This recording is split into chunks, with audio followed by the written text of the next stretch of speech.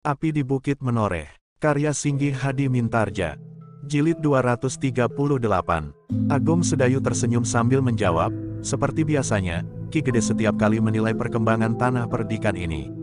Manakah yang sudah dapat dianggap memenuhi keinginan rakyat tanah perdikan ini, dan yang manakah yang masih harus dibenahi. Jadi tidak ada hal-hal yang baru yang dibicarakan, bertanya Ki Lurah. Tidak Ki Lurah. Memang Ki Gede menyinggung serba sedikit tentang peristiwa yang telah terjadi. Kematian Ki Ajar Sigarwelat, Ki Gede minta rakyat tanah perdikan untuk selalu berhati-hati menanggapi setiap peristiwa yang berkembang kemudian, jawab Agung Sedayu. Ya, apalagi Ki Ajar Sigarwelat mempunyai hubungan dengan Madiun, berkata Ki Lurah. Tetapi Ki Gede hampir tidak pernah menyebut-nyebut secara langsung tentang persoalan antara Mataram dan Madiun. Hanya kepada orang-orang tertentu saja Ki Gede berbicara tentang hal itu. Ki Lurah mengangguk-angguk, katanya, agaknya sikap Ki Gede cukup bijaksana. Ia tidak mendera orang-orang yang tidak langsung berhubungan dengan persoalan pemerintahan ke dalam kegelisahan yang tidak berkeputusan. Namun di samping itu, ada pula yang dibicarakan oleh Ki Gede meskipun hanya sepintas. Tetapi agaknya pada saat-saat mendatang hal itu akan dibicarakan dengan sungguh-sungguh, berkata Agung Sedayu.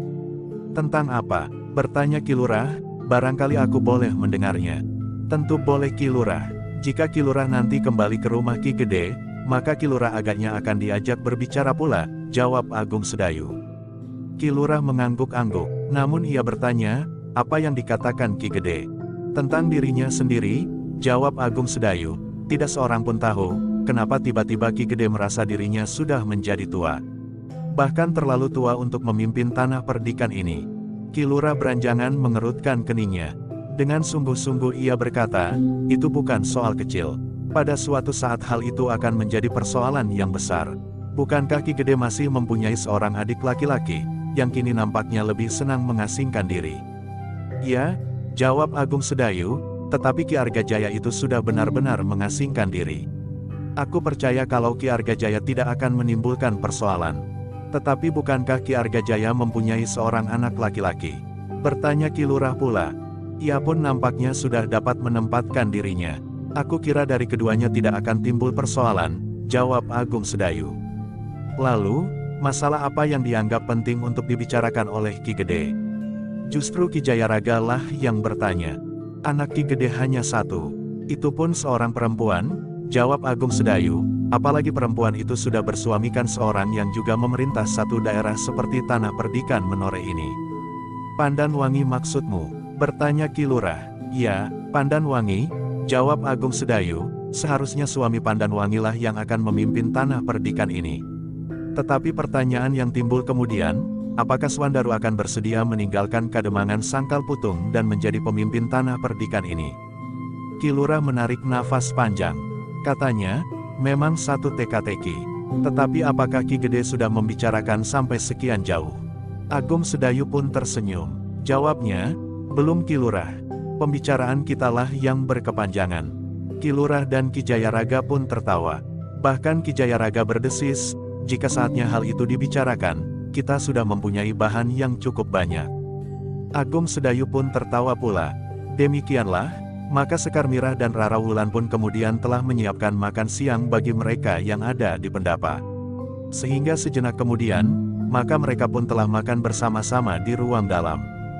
Ketika kemudian matahari turun ke barat, maka Ki Lurah beranjangan pun telah minta diri. Bersama kedua cucunya mereka akan kembali ke rumah Ki Gede, karena mereka akan bermalam di rumah itu. Besok aku kembali Mbokayu, berkata Rara Wulan setelah ia mengenakan pakaiannya sendiri. Aku akan datang lebih pagi. Dengan demikian maka wakfu kita akan lebih banyak. Tetapi kapan kita pulang ke kota Kek? Bertanya Teja Prabawa, bukankah kakek akan memberitahukan niat Wulan kepada ayah dan ibu? Ya, jawab Ki Lurah, tetapi biarlah Rara Wulan mengalami 1-2 hari lagi. Jika dalam waktu 2-3 hari ia merasa bahwa dirinya tidak sanggup lagi menjalani laku yang berat, maka sudah tentu rencana itu batal. Teja Prabawa tidak menjawab, namun sebenarnya lah ia menjadi berdebar-debar ketika bertiga bersama kakek dan adiknya mereka akan menempuh perjalanan ke rumah Ki Gede. Meskipun jaraknya tidak jauh, namun segala sesuatunya mungkin terjadi. Teja Prabawa itu menarik nafas dalam-dalam ketika Agung Sedayu berkata kepada Gelagah Putih, "Antar mereka sampai ke regol rumah Ki Gede." Gelagah Putih tidak menjawab, tetapi ia berjalan saja di paling belakang. Mereka tidak terlalu lama berjalan. Demikian mereka sampai ke regol, maka Gelagah Putih pun minta diri untuk kembali. "Kau tidak singgah?" bertanya Ki Lurah. "Terima kasih Ki Lurah, masih ada kerja yang harus aku lakukan." "Besok kau jemput aku?" bertanya Rara Wulan. Pertanyaan itu memang agak mengejutkan. Bukan saja bagi Gelagah Putih, tetapi juga bagi Teja Prabawa. Sehingga Teja Prabawa itu pun bertanya, "Kenapa kau harus dijemput? Kakek akan mengantarkanmu. Jika di jalan nanti tiba-tiba muncul murid Ki Ajar Sigarwelat, bagaimana?" bertanya Rara Wulan. Wajah Teja Prabawa menjadi merah. Ia sadar bahwa adiknya dengan sengaja mengejeknya. Namun sebelum Teja Prabawa menjawab, Ki Lurah beranjangan mendahuluinya, "Wulan, kau jangan terlalu nakal, besok aku dan kakakmu akan mengantarmu. Kau kira Gelagah Putih tidak mempunyai kesibukan sendiri di rumah? Memang berbeda dengan anak-anak kota yang merasa dirinya anak orang berada, berpangkat dan barangkali berilmu tinggi. Mereka dapat berbuat apa saja sesuka hati. Tetapi tidak dengan anak-anak muda tanah perdikan ini. Mereka harus bekerja keras untuk mencukupi kebutuhannya. Bukan saja kebutuhan secara pribadi, tetapi kebutuhan seluruh tanah perdikan. Karena jika orang-orang tanah perdikan ini tidak mau bekerja keras, maka kesejahteraan tanah perdikan ini tidak akan maju." Rara Wulan tidak menjawab, tetapi teguran itu ternyata tidak saja menyentuh Rara Wulan, tetapi juga Teja Prabawa. Karena kedua orang anak muda itu diam saja, maka Ki Lurah pun kemudian berkata kepada Gelagah Putih, "Sudahlah Gelagah Putih. Biarlah besok aku mengantarkannya jika Wulan masih ingin bermain-main dengan Bokayumu Sekar Mirah." Gelagah Putih termangu-mangu. Sebenarnya ia sama sekali tidak berkeberatan untuk menjemput Rara Wulan. Tetapi ia pun menyadari bahwa agaknya Ki Lurah sendiri tidak menghendakinya. Karena itu, maka Gelagah Putih itu pun telah minta diri untuk kembali. Ketika Ki Lurah kemudian membawa kedua cucunya memasuki halaman rumah Ki Gede, maka Bik Teja Prabawa maupun Rara Wulan saling berdiam diri sambil menunduk. Keduanya nampak hanyut dalam arus angan-angan masing-masing, yang sudah tentu tidak mempunyai persamaan sama sekali. Kedua cucu Ki Lurah itu ternyata langsung menuju ke Gandok, sementara Ki Lurah masuk ke ruang dalam untuk menemui Ki Gede, karena menurut seorang pembantu Ki Gede itu masih duduk seorang diri di ruang dalam setelah makan siang. "Sendiri?" bertanya Ki Lurah. "Ya, Ki Lurah," jawab orang itu, "memang sudah menjadi kebiasaan Ki Gede, duduk sendiri untuk beberapa lama." Nampaknya memang ada yang sedang direnungkan. "Kebiasaan sejak kapan?" bertanya Ki Lurah. "Sebenarnya belum terlalu lama," jawab pembantu itu. Ki Lurah mengangguk-angguk, katanya, "Baiklah, aku akan menemani Ki Gede." Sejenak kemudian Ki Lurah telah duduk bersama Ki Gede di ruang dalam. Sambil bergeser menepi Ki Gede bertanya, "Di mana kedua cucu Ki Lurah?" "Mereka langsung pergi ke Gandok Ki Gede. Mereka baru saja bertengkar. Agaknya jika setiap hari mereka tidak bertengkar, rasa-rasanya mereka menjadi pening," jawab Ki Lurah. Ki Gede tertawa, katanya, "Itu biasa, betapapun rukunnya dua orang bersaudara, namun pada suatu saat mereka pasti akan bertengkar, meskipun pada saatnya mereka akan baik kembali." Ki Lurah pun tertawa, katanya, "Agak berbeda dengan Ki Gede. Agaknya Ki Gede tidak perlu setiap kali melerai putra-putra Ki Gede yang bertengkar, karena putra Ki Gede ternyata hanya seorang. Itu pun seorang perempuan." "Tidak," jawab Ki Gede, "aku juga mempunyai seorang anak laki-laki." Ki Lurah mengerutkan keningnya, namun hal itu sudah terlanjur diucapkan oleh Ki Gede. Sebenarnya Ki Lurah pernah mendengar tentang anak laki-laki yang lahir dari istri Ki Gede. Namun yang ternyata telah menumbuhkan persoalan jiwani itu, dan yang kemudian ternyata harus mati di ujung senjata, justru karena perlawanannya terhadap Ki Gede sendiri bersama dengan adik Ki Gede, Ki Argajaya. Tetapi Ki Lurah berusaha untuk mengendapkan gejolak itu dalam-dalam. Ia akan hanyut saja apa yang dibicarakan oleh Ki Gede tentang anaknya laki-laki itu. Ternyata kemudian suara Ki Gede merendah, tetapi anak itu telah kehilangan keseimbangannya, sehingga akhirnya harus menebusnya dengan nyawanya. "Sayang sekali," desis Ki Lurah. "Tetapi aku sudah mengikhlaskannya, aku sekarang sudah mendapatkan gantinya. Anak laki-laki," berkata Ki Gede. Ki Lurah hampir saja menebak. Tetapi Ki Gede telah menyebutnya, Swandaru. Bukankah dengan demikian anakku telah menjadi 2 lagi? Bahkan sekarang menjadi lebih banyak lagi. Ada Agung Sedayu, Gelagah Putih, seorang anak perempuan lagi yang namanya Sekar Mirah, dan anak adikku, Prastawa. Mereka adalah anak-anakku yang justru lebih patuh dari anak laki-laki itu. Ya Ki Gede, bahkan lebih banyak lagi. Semua anak-anak muda Tanah Perdikan ini telah menganggap Ki Gede sebagai ayah mereka, berkata Ki Lurah. Tetapi Ki Gede tersenyum. Katanya, sebagai ayah mereka, juga sebagai kakek mereka. Ki Lurah juga mencoba untuk ikut tertawa meskipun masih terasa debar di dadanya. Namun tiba-tiba saja Ki Gede itu memang berkata sebagaimana dikatakan oleh Agung Sedayu, Ki Lurah. Tiba-tiba saja aku merasa diriku sekarang sudah sangat tua. Ah, tentu belum, sahut Ki Lurah dengan serta-merta. Bahkan mungkin aku sudah lebih tua dari Sultan Hadiwijaya dan Pangeran Benawa yang telah kembali menghadap Tuhan itu, suaranya merendah. Ki Lurah beranjangan menarik nafas dalam-dalam. Ketika di luar sadarnya ia memandang wajah Ki Gede, maka nampaklah garis-garis umurnya yang semakin dalam. Namun di dalam hati Ki Lurah itu pun berkata, aku juga sudah tua. Tetapi Ki Lurah tidak perlu memikirkan satu wilayah sebagaimana Ki Gede memikirkan masa depan Tanah Perdikan menoreh. Adalah seolah-olah di luar sadarnya ketika Ki Gede kemudian berkata, aku memang mempunyai anak laki-laki dan perempuan yang banyak sekali. Seluruh penghuni Tanah Perdikan ini adalah anak-anakku. Tetapi siapakah di antara mereka yang kelak pantas menggantikan kedudukanku? Tanah Perdikan ini tentu memerlukan seorang pemimpin. Bukan asal saja seorang pemimpin, tetapi seorang pemimpin yang bertanggung jawab. Seandainya saja Swandaru bukan anak seorang Demang, maka aku dapat memastikan ia akan dapat memimpin Tanah Perdikan ini. Tetapi apakah ia bersedia meninggalkan kademangannya? Itulah yang menjadi persoalan. Ki Lurah beranjangan mengangguk-angguk.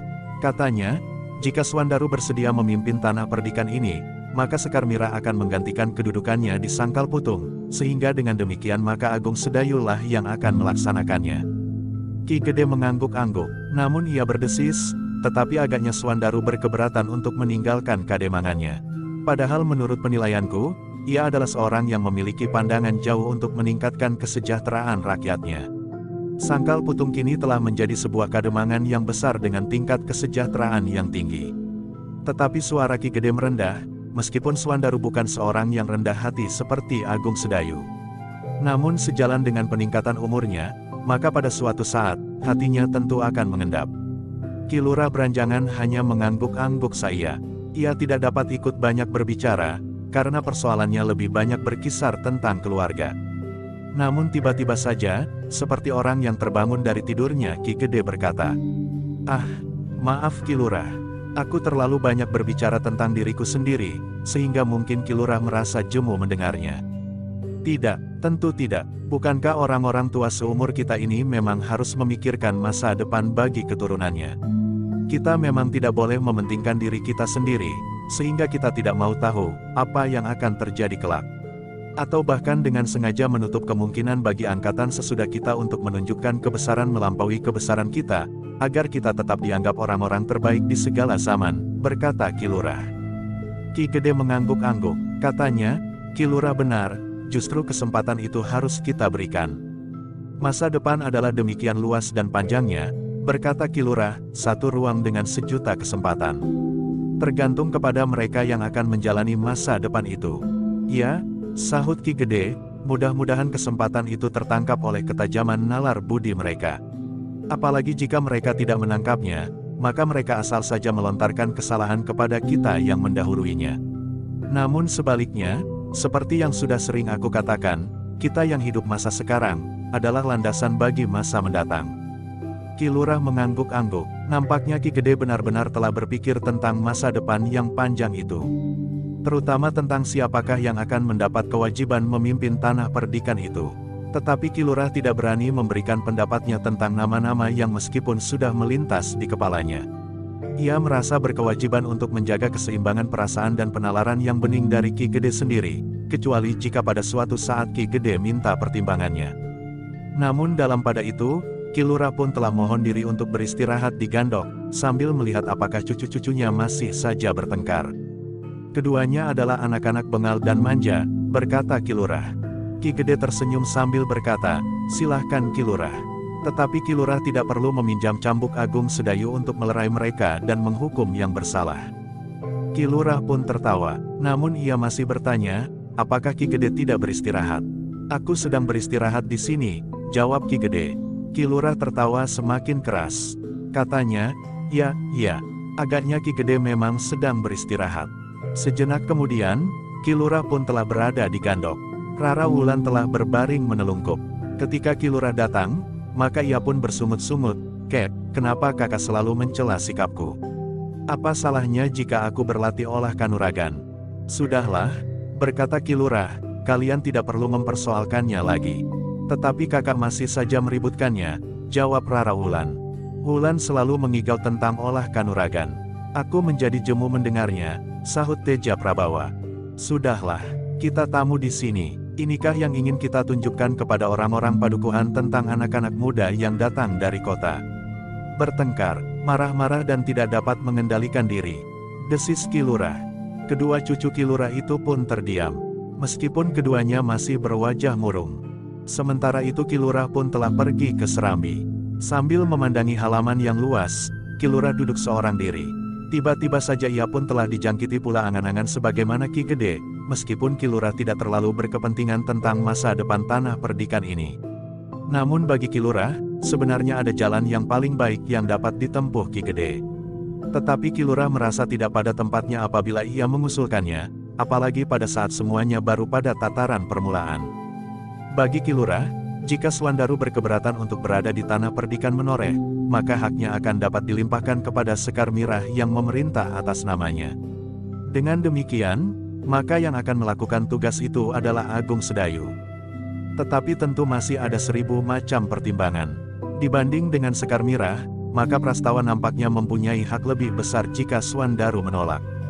Kecuali jika hak itu diterima oleh Swandaru, dan Agung Sedayu hanya melakukan tugas sehari-hari dalam kedudukan yang khusus. Tetapi kepala tanah perdikan Menoreh tetap dijabat oleh Swandaru yang mempunyai jabatan rangkap dengan demang di Sangkal Putung, sehingga setiap saat ia harus mondar-mandir antara Sangkal Putung dan tanah perdikan Menoreh. Namun menilik kedudukan tanah perdikan lebih tinggi dari Kademangan, maka bermacam-macam kemungkinan memang masih akan dapat terjadi. Demikianlah, sisa hari itu dihabiskan oleh Ki Lurah untuk berada di gardu perondan sampai saatnya mandi dan makan malam bersama Ki Gede dan kedua cucunya. Kemudian ketika malam menjadi semakin dalam, mereka pun segera beristirahat di bilik masing-masing. Namun dalam pada itu, meskipun Teja Prabawa menyadari bahwa halaman rumah Ki Gede itu dijaga dengan baik, namun ada juga rasa cemas di hati anak muda itu. Pagi-pagi Rara Wulan telah bangun dan berbenah diri setelah mandi. Kemudian dengan tergesa-gesa minta agar kakek dan kakaknya segera mandi pula. "Aku ingin lebih cepat berada di sanggar Mbokayu," Sekar Mirah. "Hari ini Mbokayu akan memberikan beberapa peragaan lagi yang harus aku lakukan juga sebagai salah satu cara melakukan pendadaran. Apakah aku pantas untuk belajar olah kanuragan atau tidak?" "Bukan urusanku, aku masih mengantuk," geram Teja Prabawa. "Tetapi Mbokayu tidak mau aku datang lambat, karena setelah itu Mbokayu Sekar Mirah masih harus masak untuk dibawa ke sawah," sahut Rara Wulan. "Juga bukan urusanku," Teja Prabawa justru menggeliat. Ki Lurah beranjangan tersenyum. Katanya, "Baiklah, kita pergi dahulu. Biarlah Teja Prabawa melanjutkan istirahatnya. Nanti, jika ia berminat, biarlah ia menyusul kita ke rumah Agung Sedayu. Bukankah jaraknya tidak terlalu jauh, sehingga ia tidak akan tersesat?" Teja Prabawa mengerutkan dahinya, namun tiba-tiba saja ia berkata, "Suruh anak itu menjemputku." "Siapa?" bertanya Ki Lurah. "Gelagah Putih," jawab Teja Prabawa. "Bukankah kemarin ia bersedia untuk menjemput kemari?" "Kau masih juga merendahkannya?" bertanya Ki Lurah. "Tidak, bukan maksudku Kek, tetapi ia sendiri bersedia melakukannya," jawab Teja Prabawa. Ki Lurah beranjangan menarik nafas dalam-dalam. Katanya, "Kau masih saja belum menyadari bahwa kau tidak dapat berbangga karena kau anak muda yang datang dari kota. Apakah sekali-sekali kau harus mengalami perlakuan yang dapat mengajarimu menghormati kedudukan anak-anak tanah perdikan?" "Bukan begitu Kek," Teja Prabawa menjadi gagap, "aku tidak bermaksud demikian." "Teja Prabawa," geram Ki Lurah, "kau harus segera menyadari bahwa kau bukan apa-apa di sini. Kau adalah seekor kelinci di padang yang buas dan dihuni oleh kelompok-kelompok serigala yang garang. Nah, apakah kau masih akan menyombongkan dirimu? Teja Prabawa tidak menjawab, kepalanya tertunduk dalam-dalam. Ia sadar bahwa kakeknya memang marah. Nah, sekarang terserah kepadamu. Kami akan segera berangkat. Apakah kau akan pergi bersama kami, atau kau akan pergi sendiri, atau kau akan berada di rumah ini saja, berkata Ki Lurah sambil melangkah keluar untuk pergi ke Pakiwan. Ternyata Ki Lurah pun segera bersiap. Sementara Teja Prabawa menjadi tergesa-gesa mandi pula dan bersiap untuk pergi bersama kakek dan adiknya. Ki Gede tidak dapat menahan mereka ketika Ki Lurah minta diri untuk pergi ke rumah Agung Sedayu. Ki Lurah berterus terang bahwa ada niat Rara Wulan untuk belajar olah kanuragan pada Sekar Mirah, sehingga Rara Wulan perlu datang lebih pagi untuk memenuhi permintaan Sekar Mirah. Bagus, berkata Ki Gede, Angger Rara Wulan harus patuh. Apalagi nanti, jika Rara benar-benar menjadi murid Angger Sekar Mirah. Segala perintah harus dilakukan tanpa membantah. Aku akan berusaha Ki Gede. Apapun yang harus aku lakukan, jawab Rara Wulan.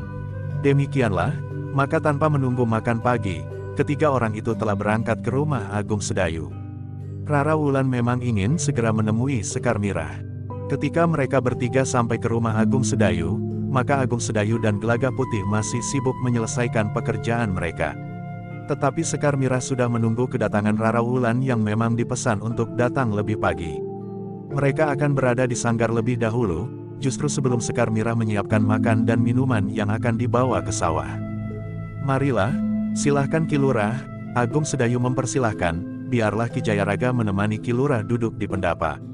Maaf, aku masih harus mempersiapkan sanggar. Agaknya Rara Wulan dan Sekar Mirah akan mempergunakan pagi ini. Silahkan, kedatanganku jangan sampai mengganggu, berkata Ki Lurah beranjangan. Ketika Agung Sedayu sibuk membenahi sanggar untuk mempersiapkan beberapa macam alat yang mungkin akan dipergunakan oleh Sekar Mirah masih sibuk memanasi air di dapur. Gelagah Putih masih pula sibuk dengan kuda-kudanya di kandang. Namun sejenak kemudian, maka Sekar Mirah telah mengajak Rara Wulan pergi ke sanggar, setelah menuang wedang serai ke dalam mangkuk serta menyiapkan gula kelapa. Rara Wulanlah yang membawanya ke pendapa untuk dihidangkan kepada kakeknya, kepada kakaknya dan Ki Jayaraga yang menemuinya. Demikianlah, maka kedua orang itu pun sejenak kemudian telah berada di dalam sanggar. Ternyata Sekar Mirah tidak sekedar memperagakan beberapa jenis unsur gerak yang paling mendasar sebagaimana dilakukan di hari sebelumnya, tetapi Sekar Mirah telah minta agar Rara Wulan mulai mempelajari beberapa gerak dasar untuk menjajaki kemampuan jasmaniahnya. Tidak pula seperti di hari sebelumnya, maka Rara Wulan harus sudah mengenakan pakaian khusus, meskipun baru dipinjamnya dari Sekar Mirah. Ternyata bahwa niat Rara Wulan yang bulat telah mendorongnya untuk dapat berbuat sebaik-baiknya sebagaimana dikehendaki oleh Sekar Mirah. Mula-mula berjalan saja beberapa kali mondar-mandir di dalam sanggar itu. Kemudian berjalan di atas papan yang diletakkan begitu saja di atas tanah. Tetapi kemudian papan itu diletakkan pada alas yang tidak lebih dari sejengkal. Namun Rara Wulan tidak hanya sekedar harus berjalan di atas papan itu. Rara Wulan harus mulai menirukan gerakan-gerakan yang sederhana. Beberapa kali, bahkan berulang-ulang sehingga keringat mulai membasahi tubuhnya. Setelah berulang kali ia melakukan sehingga nampaknya mulai terbiasa, maka Sekar Mirah telah memberikan contoh yang lain. Bukan saja tangannya yang bergerak, tetapi juga kakinya, sehingga papan itu pun menjadi tergetar pada setiap gerakan. Mula-mula keseimbangan Rara Wulan memang terganggu. Tetapi semakin lama rasa-rasanya menjadi semakin biasa. Keseimbangan tubuhnya yang terguncang-guncang saat papan itu bergetar, mulai dapat diatasinya. Meskipun jika getar papan itu terasa lebih keras, maka Rara Wulan pun harus berusaha semakin cermat agar ia tidak terjatuh. Demikianlah, Sekar Mirah memberikan beberapa contoh gerak yang harus ditirukannya. Meskipun masih pada gerak dasar, tetapi bagi Rara Wulan terasa semakin lama semakin sulit. Bahkan papan itu rasa-rasanya bergetar semakin keras, sehingga akhirnya, Rara Wulan tidak berhasil mempertahankan keseimbangannya lagi. Dalam keadaan yang sangat sulit bagi Rara Wulan, maka ia pun telah meloncat turun dari papan yang hanya setinggi sejengkal itu. Rara Wulan dengan wajah murung berdesis, "Aku gagal Mbokayu." Tetapi Sekar Mirah tertawa, katanya, "Kau belum gagal. Menurut penilaianku, kau akan mampu melakukan latihan-latihan olah kanuragan. Kau mempunyai kemauan yang sangat besar dan nampaknya kau juga mempunyai wadak yang pada dasarnya cukup kuat. Tetapi ingat, bahwa yang kau lakukan itu hanyalah tidak lebih dari hitamnya kuku dari seluruh kegiatan latihan-latihan olah kanuragan. Kau akan menjadi 10 kali lebih banyak bergerak. Kau akan menjadi 10 kali lebih letih dari sekarang. Dan kau akan menjadi 10 kali lebih bersungguh-sungguh dari peragaan yang sederhana ini. Apakah kau sanggup melakukannya? Rara Wulan mengangguk. Katanya, aku akan melakukannya. Sekar Mirah mengangguk-angguk, tetapi kemudian katanya, tetapi Rara.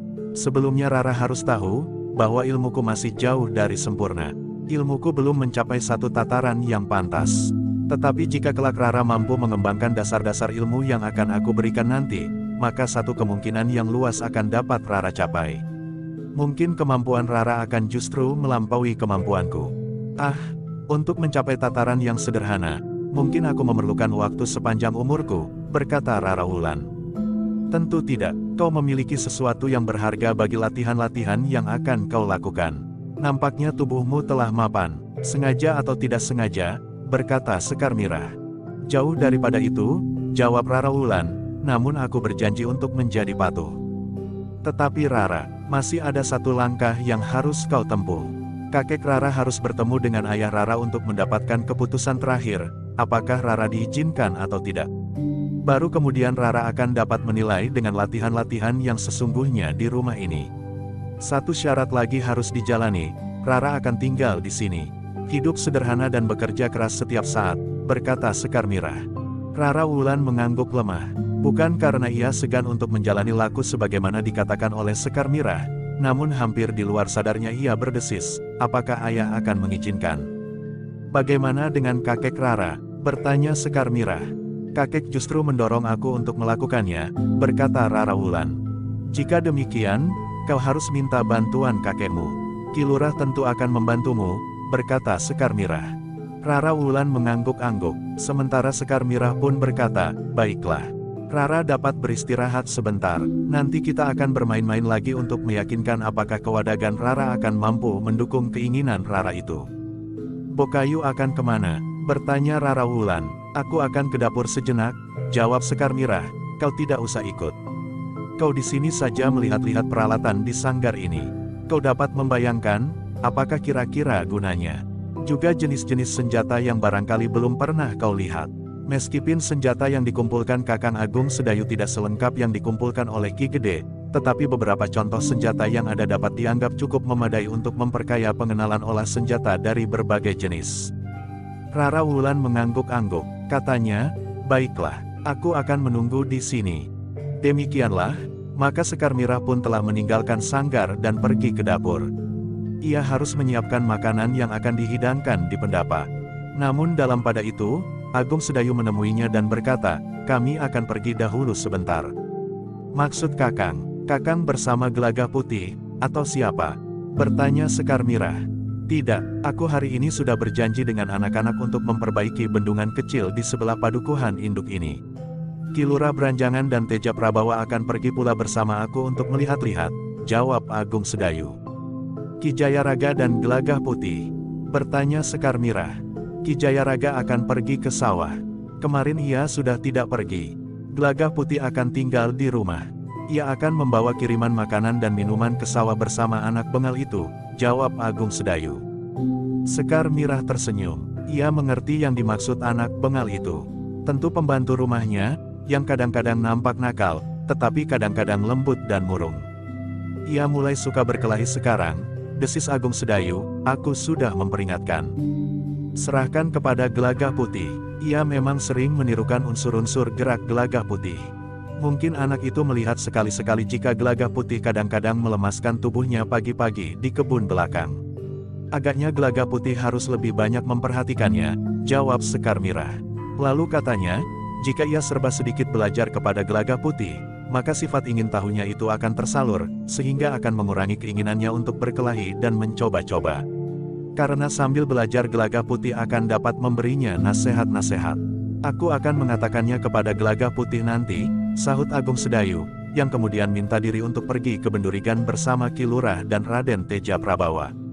Sekar Mirah yang ikut ke Pendapa kemudian mendapat pesan dari Ki Lurah untuk disampaikannya kepada Rara Wulan, bahwa Ki Lurah dan Raden Teja Prabawa melihat-lihat tanah perdikan itu bersama Agung Sedayu. Aku akan menyampaikannya, Ki Lurah, sahut Sekar Mirah. Ketika kemudian Ki Lurah dan Raden Teja Prabawa telah meninggalkan halaman, maka Ki Jayaraga pun telah bersiap-siap pula pergi ke sawah. Pada saat-saat terakhir, Ki Jayaraga merasakan ketenangan hidup dan arti yang wajar dari sisa-sisa hidupnya, dengan bekerja di sawah bersama beberapa orang yang memang bekerja bagi Agung Sedayu. Dengan bekerja di sawah, maka Ki Jayaraga tidak merasa dirinya terasing dari kewajaran hidup orang kebanyakan. Ia merasa dirinya seperti orang lain. Hidup, bekerja, makan dan lebih dari itu, mengabdikan hidupnya kepada Yang Maha Agung dengan berbagai cara yang mampu dilakukannya, di samping saat-saat yang memang telah dikhususkan untuk menghadap. Namun sebelum berangkat Ki Jayaraga sempat berkata, "Jika kau tenggelam di sanggar, maka aku harus bersedia ikat pinggang rangkap hari ini." Sekar Mirah tertawa, katanya, "Tentu tidak, pada saatnya Gelagah Putih dan anak itu akan sampai di sawah. Seandainya terlambat, tentu tidak akan terlalu lama." "Tidak terlalu lama sampai kapan?" bertanya Ki Jayaraga. "Sampai matahari turun," jawab Sekar Mirah. Ki Jayaraga mengerutkan keningnya, namun katanya, "Suruh Gelagah Putih membawa usungan. Aku tentu sudah pingsan." Sekar Mirah masih tertawa, sementara Ki Jayaraga yang juga tertawa telah melangkah membawa cangkul di pundaknya, menuju ke regol dan kemudian turun ke jalan. Sekar Mirah menarik nafas dalam-dalam. Orang tua itu sama sekali tidak mengesankan orang yang berilmu tinggi. Sikapnya, kata-katanya dan wujudnya, tidak lebih dari petani kebanyakan. Perasaan kecewa yang mencengkam jantungnya karena tidak seorang pun dari murid-muridnya yang memenuhi keinginannya, membuatnya lebih dekat dengan alam. Satu-satunya harapannya terletak di pundak Gelagah Putih, muridnya yang bungsu. Sepeninggal Ki Jayaraga, Sekar Mirah telah mencari pembantu rumahnya. Ketika anak itu diketemukan sedang menyiapkan kayu bakar, maka Sekar Mirah pun berkata, "Tolong, kau kuliti kelui di dapur itu. Nanti aku akan memasaknya untuk mengirim makan ke sawah." Anak itu tidak menjawab, tetapi dikumpulkannya kayu bakar itu dan dibawanya ke dapur sekaligus. Di dalam dapur itu didapatinya beberapa buah kelui yang akan dimasak bagi orang yang bekerja di sawah. Sementara itu, nampaknya Sekar Mirah akan membuat botok melandingan, karena seonggok melandingan ada di dapur itu pula, serta beberapa buah kelapa yang nampaknya dipetik kemarin oleh Gelagah Putih. Sementara itu, Sekar Mirah telah masuk kembali ke dalam sanggar. Namun ia masih sempat melihat Gelagah Putih yang masih sibuk membersihkan kandang dan kuda-kudanya. Dalam pada itu Rara Wulan masih berada di dalam sanggar. Sekar Mirah yang kemudian mendekatinya, memang menunggunya berbicara. Apakah Rara Wulan tertarik dengan isi sanggar itu atau tidak? Jika ia tertarik, maka di manakah letak perhatiannya yang terbesar? Meskipun demikian, Sekar Mirah menjadi berdebar-debar juga. Ia tidak ingin Rara Wulan bertanya tentang hal lain kecuali isi sanggar itu. Jika demikian, maka perhatiannya tidak sepenuhnya tertuju kepada kemungkinan-kemungkinan yang dapat dicapainya dalam olah kanuragan. Namun yang diucapkan Rara Wulan pertama-tama, "Mbokayu lama sekali." Sekar Mirah tersenyum, tetapi ia tidak menjawab. Namun ternyata sebagaimana diharapkan oleh Sekar Mirah, Rara Wulan bertanya, "Dari mana kita akan mulai berlatih, Mbokayu?"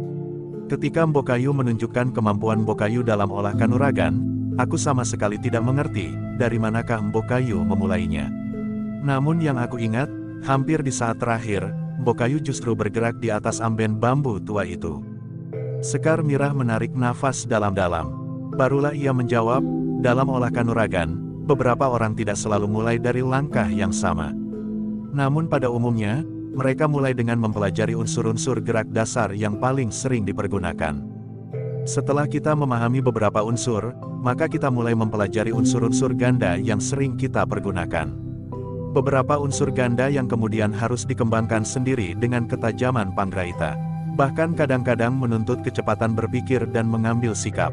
Apalagi di dalam pertempuran, namun untuk dapat mengambil sikap yang benar, diperlukan alas yang mapan. Untuk itu diperlukan waktu. "Beberapa lama aku dapat menguasai pengetahuan dasar itu, Mbokayu?" bertanya Rara Wulan. "Jika kau benar-benar ingin maju, maka pengetahuan dasarmu harus kokoh. Kau memerlukan waktu sekitar 2 tahun untuk menguasai pengetahuan dasar olah kanuragan. Dalam waktu 2 tahun kau akan dapat menguasai semua unsur gerak dari satu perguruan. Unsur-unsur tunggal dan unsur-unsur ganda. Dalam 2 tahun kau sudah mendapat petunjuk-petunjuk yang akan mencuat dari dalam dirimu sendiri, bagaimana unsur itu harus dipergunakan menghadapi unsur-unsur yang belum kau kenal.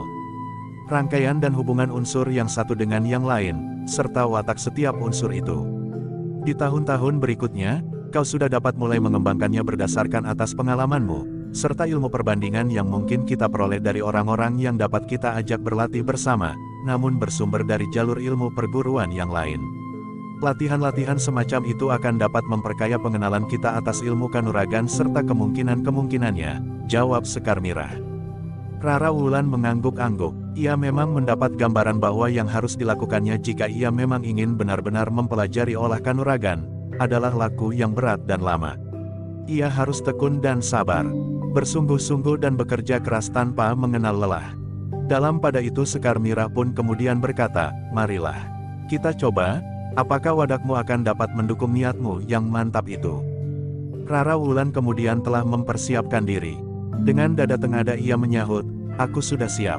Sekar Mirah pun kemudian telah membawa Rara Wulan ke bawah sebuah palang kayu yang dibubut bulat, dengan tiang di kedua ujungnya hampir setinggi tubuh bersusun. Dengan satu loncatan Sekar Mirah menggapai palang kayu itu dan kemudian mengangkat tubuhnya yang terayun beberapa kali bertumpu pada tangannya yang berpegang palang itu. Setelah beberapa kali melakukannya, maka Sekar Mirah telah mempersilahkan Rara Wulan melakukannya. Rara Wulan tidak membantah. Mula-mula ia memang ragu-ragu, apakah ia mampu menggapai palang kayu itu. Namun dengan satu keyakinan yang mantap, maka ia pun telah meloncat dengan kekuatan yang justru telah membuat Rara Wulan sendiri heran. Ternyata tangannya mampu menggapai palang itu sehingga tubuhnya terayun sebagaimana Sekar Mirah. Nah, angkat tubuhmu, sehingga dagumu sampai ke palang itu, berkata Sekar Mirah. Rara Wulan memang mencobanya, betapa beratnya, namun ia telah melakukannya dengan niat yang menghentak-hentak di dadanya, sehingga akhirnya ia pun telah berhasil. Sekar Mirah tersenyum, kemudian katanya, sudahlah, turunlah. Kau sudah cukup mencoba kemampuan wadakmu. Tanpa ada orang lain, maksudku aku atau orang yang telah mempelajari olah kanuragan sedikit jauh, jangan mencoba-coba dengan memaksa diri, agar wadakmu tidak mengalami gangguan. Dengan pengawasan orang lain yang mengetahui serba sedikit tentang olah kanuragan, maka ia akan dapat membantu mengamati pengerahan kekuatan yang ada di dalam dirimu namun yang sama sekali belum diolah itu. Jika tanpa orang lain, maka kau akan dapat melakukannya melampaui batas, sehingga akibatnya justru jurang menguntungkan. Rara Wulan yang telah turun kembali itu menganggukkan kepalanya. Namun ia pun berkata, ternyata menarik sekali untuk mengalami latihan-latihan yang akan dapat membentuk diri. Maaf Mbokayu, mungkin angan-anganku terlalu tergesa-gesa maju. Namun aku akan tunduk kepada semua pageran.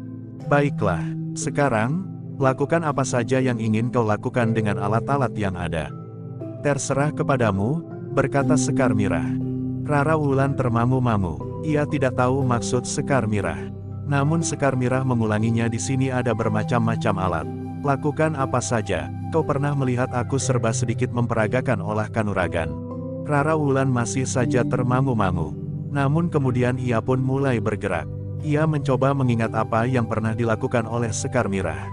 Namun yang diingatnya adalah, bahwa Sekar Mirah itu bagaikan berterbangan saja di dalam sanggar itu. Karena itu, maka yang dilakukan oleh Rara Wulan kemudian adalah berlari-lari saja berkeliling.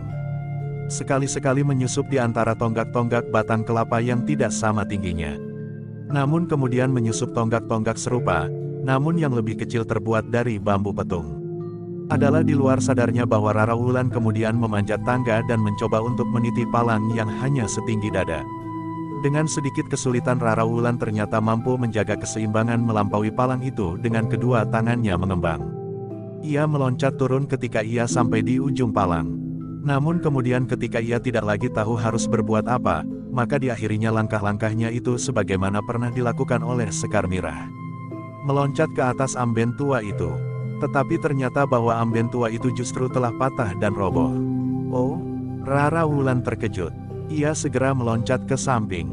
Wajahnya tiba-tiba menjadi pucat. Dipandanginya amben bambu yang roboh dan patah kakinya itu. Tetapi Sekar Mirah justru tertawa. Katanya, Pada saatnya kau akan dapat menari di atas amben itu. Hei, apakah kau dapat menari? Rara Wulan justru terkejut mendengar pertanyaan itu. Ia tidak mengira bahwa tiba-tiba saja Sekar Mirah bertanya tentang kemampuannya menari. Karena itu, hampir di luar sadarnya pula Rara Wulan mengangguk sambil menjawab, "Iya. Aku memang pernah belajar menari." "Aku sudah mengira," berkata Sekar Mirah, "gadis-gadis kota pada umumnya memang dapat menari." "Tidak semuanya," jawab Rara Wulan. "Tetapi Rara dapat menari," berkata Sekar Mirah, "ajari aku menari." Rara Wulan termangu-mangu. Namun ia pun kemudian telah tersenyum pula ketika Sekar Mirah menepuk bahunya sambil tertawa dan berkata, "Aku sudah terlalu tua." Rara Wulan tidak menyahut. Sementara itu Sekar Mirah pun berkata, "Aku kira sudah cukup hari ini. Kita akan latihan di dapur. Jika kita terlambat, Ki Jayaraga akan bergeremang sehari penuh." Rara Wulan hanya mengangguk saja, sementara Sekar Mirah telah berbenah diri. Ketika Rara Wulan akan membenahi amben yang rusak, Sekar Mirah berkata, "Biar saja. Nanti Kakang Agung Sedayu akan memperbaikinya. Sekarang kita pergunakan waktu beberapa saat untuk menenangkan diri." Rara Wulan pun kemudian menirukan saja apa yang dilakukan oleh Sekar Mirah yang seakan-akan telah mengendapkan segenap gejolak di aliran darahnya.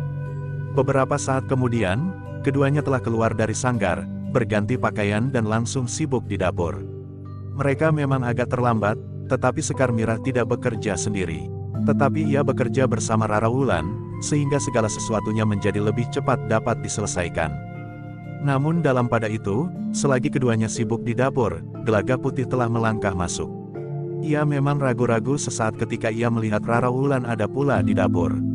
Namun kemudian katanya, "Mbokayu, ada tamu di pendapa." "Tamu? Bukankah kau dapat menemuinya? Aku sedang masak." "Nanti terlambat," berkata Sekar Mirah. "Agaknya hanya sebentar. Tamu dari Jati Anom. Ia ingin berbicara dengan Kakang Agung Sedayu," berkata Gelagah Putih. "Dari Jati Anom? Siapa?" bertanya Sekar Mirah. "Seorang cantrik, utusan Kiai Gringsing," jawab Gelagah Putih. Kening Sekar Mirah telah berkerut. Katanya kepada Rara Wulan, "Tungguilah perapian itu Rara. Aku akan menemui tamu itu." Rara Wulan mengangguk-angguk sambil menyahut, "Silahkah Mbokayu." Bersama Gelagah Putih, Sekar Mirah pun kemudian telah pergi ke pendapa untuk menemui tamu yang datang dari Jati Anom itu. Bagaimanapun juga Sekar Mirah menjadi berdebar-debar. Menurut pengertiannya kesehatan Kiai Gringsing agak kurang baik. Ketika Sekar Mirah keluar dari ruang dalam, maka dilihatnya seorang anak muda duduk di pendapa. Begitu anak muda itu melihat Sekar Mirah, maka ia pun segera mengangguk hormat. Sekar Mirah pun tersenyum. Ia mengenal anak muda itu sebagai seorang cantrik di padepokan kecil Kiai Gringsing. Sambil duduk di hadapan anak muda itu bersama Gelagah Putih, maka Sekar Mirah yang segera ingin tahu tentang Kiai Gringsing itu pun telah bertanya, "Apa kabar dengan Kiai Gringsing?" Cantrik itu mengangguk sekali lagi sambil menjawab, "Baik-baik saja Nyi. Bahkan beberapa hari ini Kiai Gringsing nampak lebih sehat." "Oh," Sekar Mirah menarik nafas dalam-dalam. Lalu katanya, "Syukurlah jika keadaan Kiai Gringsing sudah berangsur baik. Dengan demikian agaknya kedatanganmu tidak membawa kabar yang dapat menggelisahkan Kakang Agung Sedayu." "Justru karena keadaan kesehatan Kiai Gringsing, aku sudah merasa cemas." "Ya Nyi, tetapi aku memang harus segera menemui Kakang Agung Sedayu. Hari ini aku akan segera kembali ke Jati Anom," berkata orang itu. "Kenapa begitu tergesa-gesa? Apakah ada kabar yang penting sekali?" bertanya Sekar Mirah. "Memang penting sekali," sahut orang itu. "Tetapi kau dapat menunggu. Kakang Agung Sedayu baru menunggui anak-anak muda yang sedang memperbaiki bendungan di kali kecil di sebelah pedukuhan induk ini tentu tidak akan terlalu lama," berkata Sekar Mirah. "Atau barangkali lebih baik jika aku menyusulnya," berkata cantrik itu. Sekar Mirah termangu-mangu. Nampaknya anak muda itu memang membawa berita yang cukup penting, sehingga ia tidak sabar menunggu. Karena itu, maka ia pun berkata kepada Gelagah Putih, "Jika demikian, antarkan cantrik ini ke bendungan." Gelagah Putih mengangguk sambil menjawab, "Baik Mbokayu. Tetapi kau harus segera pulang. Masih ada kerja bagimu, kecuali jika ada persoalan yang mendesak," berkata Sekar Mirah. "Baiklah," jawab Gelagah Putih. Demikianlah, maka kedua orang anak muda itu pun segera meninggalkan halaman rumah Agung Sedayu itu. Meskipun tidak terlalu jauh, tetapi karena tamunya berkuda dan nampak tergesa-gesa, maka Gelagah Putih pun telah berkuda pula. Beberapa saat kemudian, maka kedua orang itu sudah berada di dekat bendungan yang sedang sibuk dikerjakan. Beberapa orang anak muda yang melihat Gelagah Putih telah menyapanya. Bahkan seorang di antara mereka bertanya, "Hei, kenapa kau hari ini malas sekali Gelagah Putih? Kenapa kau tidak turun ke bendungan?" Gelagah Putih tersenyum, tetapi ia tidak menjawab. Ia tidak mengatakan bahwa hari itu ia akan pergi ke sawah menyampaikan kiriman buat Ki Jayaraga dan orang-orang yang bekerja di sawah, karena Sekar Mirah tidak dapat melakukannya selagi ia menemui Rara Wulan. Namun demikian, tiba-tiba saja sebuah pertanyaan muncul di hatinya. Jika Rara Wulan itu belajar ilmu kanuragan pada Mbokayu Sekar Mirah, apakah untuk seterusnya akulah yang pergi ke sawah membawa kiriman? Dengan demikian berarti aku kehilangan kesempatan untuk berbuat sesuatu bersama anak-anak muda Tanah Perdikan. Tetapi pertanyaan itu telah dijawabnya sendiri, tentu tidak. Malahan Rara Wulan itu akan dapat membantu Mbokayu Sekar Mirah membawa makanan ke sawah. Namun dalam pada itu, Agung Sedayu yang melihat seorang cantrik dari Jati Anom datang ke bendungan itu, dengan serta-merta telah mendekatinya. Ia pun menjadi gelisah justru karena keadaan gurunya yang lemah. Tetapi cantrik itu segera menjelaskan, bahwa keadaan Kiai Gringsing justru berangsur baik. "Jadi, untuk apa kau kemari?" bertanya Agung Sedayu. Cantrik itu menarik nafas dalam-dalam. Namun katanya kemudian, Kiai Gringsing ingin bertemu dengan Kakang Agung Sedayu. Agung Sedayu mengerutkan keningnya. Dengan nada tinggi ia bertanya, "Jadi guru memanggil aku?" "Ya, Kiai Gringsing memanggil Kakang Agung Sedayu," jawab cantrik itu. "Kapan?" bertanya Agung Sedayu pula. Kiai Gringsing tidak memberi batas waktu. Menurut Kiai Gringsing, jika Kakang Agung Sedayu sudah longgar waktunya, maka segera dimohon untuk datang, jawab cantrik itu. Agung Sedayu mengangguk-angguk, namun katanya kemudian, "Marilah. Aku akan pulang. Kita berbicara di rumah. Pergilah dahulu bersama Gelagah Putih. Aku akan segera menyusul. Keperluanku sudah selesai. Aku harus segera kembali ke Jati Anom," berkata cantrik itu. "Tunggu aku di rumah," berkata Agung Sedayu. Ketika cantrik itu akan menjawab lagi, Agung Sedayu telah mendahuluinya pula, "Sudahlah. Tunggu aku di rumah." Cantrik itu menarik nafas dalam-dalam. Tetapi ia tidak dapat membantah. Karena itu, maka ia pun kemudian bersama Gelagah Putih telah kembali ke rumah mendahului Agung Sedayu, yang akan pulang bersama Ki Lurah Beranjangan dan cucunya, Raden Teja Prabawa. Agung Sedayu pun kemudian terpaksa minta diri. Seorang bebahu akan meneruskan kerjanya, menunggui mereka yang sedang memperbaiki bendungan itu. Beberapa saat kemudian, Agung Sedayu telah menerima tamunya di pendapa bersama Gelagah Putih, sementara Ki Lurah Beranjangan dan Raden Teja Prabawa dipersilahkan untuk duduk di ruang dalam. Ki Lurah mengerti, bahwa yang dikatakan oleh cantrik itu tentang pesan Kiai Gringsing, mungkin tidak seluruhnya boleh didengar oleh orang lain. "Apakah kau tahu, kenapa guru memanggilku?" bertanya Agung Sedayu. "Aku kurang tahu, tetapi Kiai Gringsing baru saja mengadakan perjalanan selama 5 hari, jawab cantrik. "Jadi dengan kesehatannya yang kurang baik itu guru mengadakan perjalanan?" bertanya Agung Sedayu. "Ya, kami sudah berusaha mencegahnya, tetapi menurut Kiai Gringsing, perjalanan itu hanya perjalanan pendek dan tidak akan membuatnya semakin buruk," berkata cantrik itu. "Apa yang memaksa guru untuk menempuh perjalanan itu?" bertanya Agung Sedayu pula. "Kami tidak tahu," jawab cantrik itu, "tetapi sebelumnya Kiai Gringsing telah bertemu dengan Ki Untara." Kiai Gringsing tidak mengatakan sesuatu atas pembicaraannya dengan Ki Untara. Namun kemudian Kiai Gringsing memutuskan untuk pergi.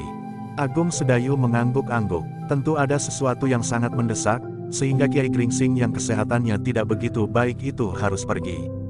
Karena itu, maka Agung Sedayu pun menganggap bahwa panggilan gurunya itu pun tidak akan dapat ditunda-tunda lagi.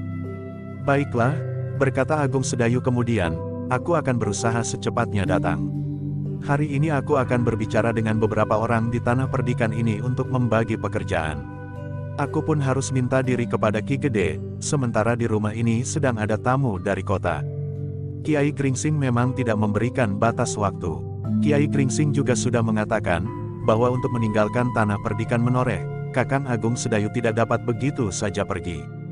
Karena itu, maka aku akan mengatakan bahwa Kakang akan datang di Jati Anom sekitar 2-3 hari lagi.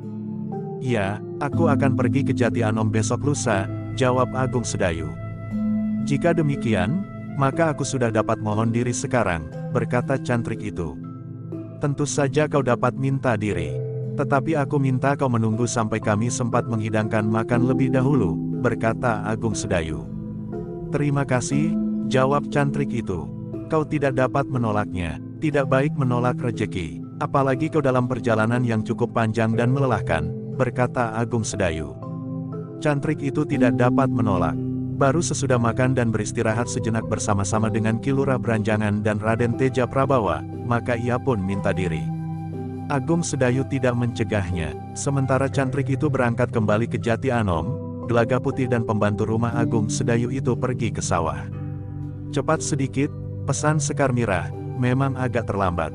Tetapi katakan kepada Ki Jayaraga bahwa kelambatan ini bukan karena kelambatanku. Tetapi ada tamu dari Jati Anom yang harus aku layani makan dan minum lebih dahulu. Gelaga Putih tersenyum, katanya, tetapi belum lambat sekali. Tetapi cepatlah, minta Sekar Mirah. Apakah aku harus pergi berkuda? Bertanya Gelaga Putih sambil tertawa. Ah kau, Sekar Mirah pun tertawa pula. Rara Wulan tidak menyambung, tetapi hampir saja ia menyatakan dirinya untuk ikut pergi ke sawah. Tetapi ia tahu, bahwa ayah dan kakaknya telah kembali, sehingga kakaknya tentu akan marah lagi kepadanya. Demikianlah maka Gelaga Putih dan pembantu di rumah itu dengan tergesa-gesa pergi ke sawah. Mereka meniti pematang untuk mengambil jalan pintas. Dalam pada itu, selagi Ki Lurah Branjangan dan kedua cucunya beristirahat di pendapa sambil menghirup angin yang dapat sedikit menyejukkan udara yang agak panas, maka Agung Sedayu tengah berbicara dengan Sekar Mirah di dapur. Jadi Kakang harus pergi ke Jati Anom? Bertanya Sekar Mirah. Ya, aku memang terpaksa pergi. Jika tidak penting sekali, guru tidak akan memerintahkan seorang cantrik untuk menyusul aku. Aku agaknya lupa menanyakan, apakah Swandaru juga dipanggil oleh guru? Jika demikian, sebaiknya kami datang pada hari yang sama, berkata Agung Sedayu. Tetapi sebaiknya Kakang datang saja dahulu. Jika perlu Kakang dapat memanggil Kakang Swandaru, berkata Sekar Mirah. Ya, aku akan datang besok lusa.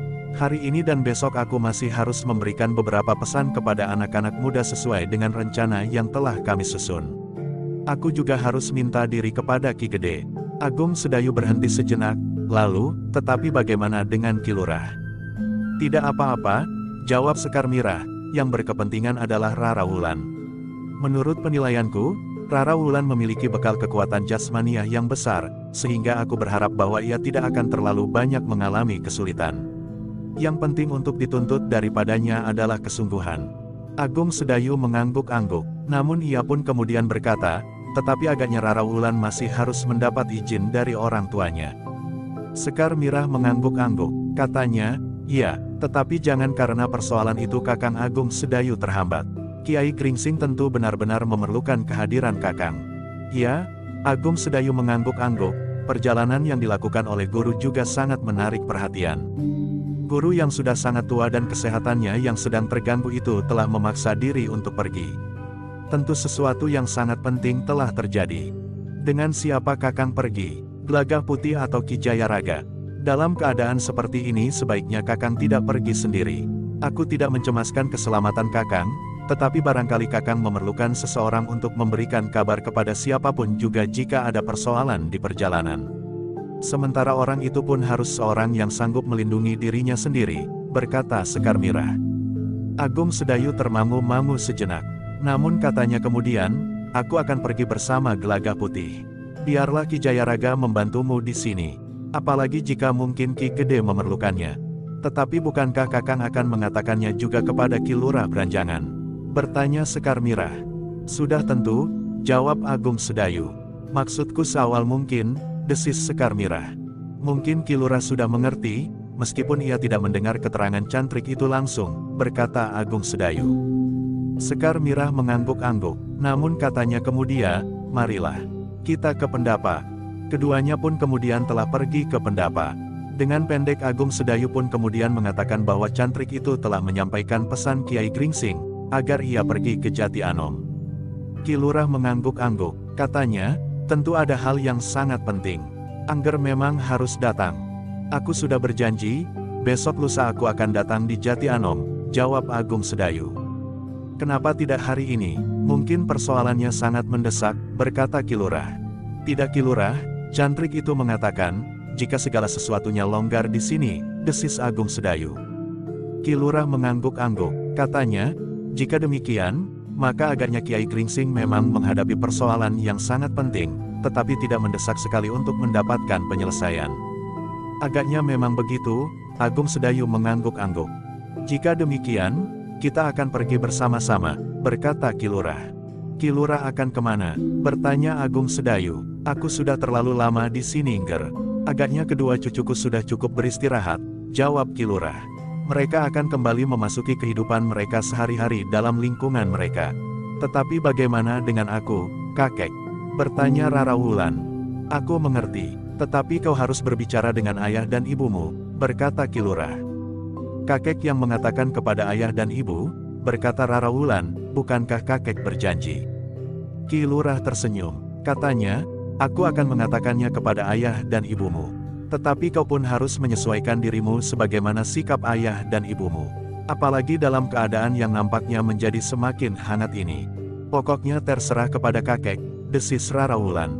Tetapi Raden Teja Prabawalah yang menyahut, kau harus mendengar keputusan terakhir dari ayah dan ibu. Aku tahu, jawab Rara Wulan, tetapi kakek akan dapat mempengaruhi keputusan terakhir itu.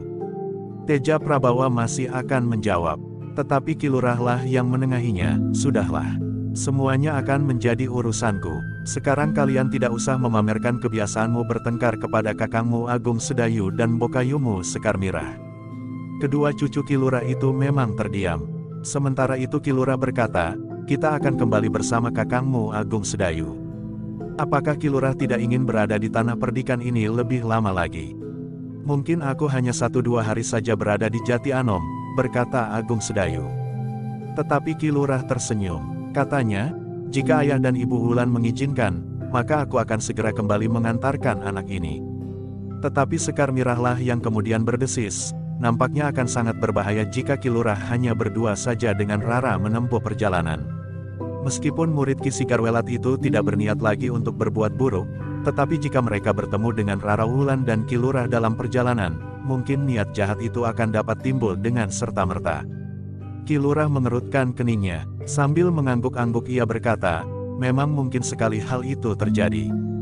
Jika demikian Ki Lurah, berkata Agung Sedayu, jika kelak aku kembali dari Jati Anom, biarlah aku singgah di rumah Ki Lurah.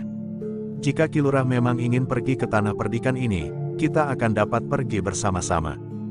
Baiklah, berkata Ki Lurah, aku akan menunggu sampai Angger Agung Sedayu kembali dari Jati Anom. Pergi atau tidak pergi, aku tentu memerlukan kehadiran Angger kelak. Demikianlah, maka ternyata Ki Lurah telah menentukan untuk bersama-sama dengan Agung Sedayu dan Gelagah Putih kembali ke Mataram. Dengan demikian maka perjalanan mereka pun akan menjadi lebih aman. Terutama bagi Rara Wulan. Seperti yang dikatakan oleh Agung Sedayu, maka sebelum berangkat ia memang harus mengatur tugas-tugasnya di tanah perdikan, serta minta diri kepada Ki Gede. Sedangkan Ki Lurah Beranjangan pun sekaligus telah minta diri pula bersama-sama dengan kedua cucunya untuk kembali ke Mataram pada saat yang bersamaan dengan kepergian Agung Sedayu. Namun Ki Lurah itu berkata, tetapi kami hanya berjalan kaki Ngger.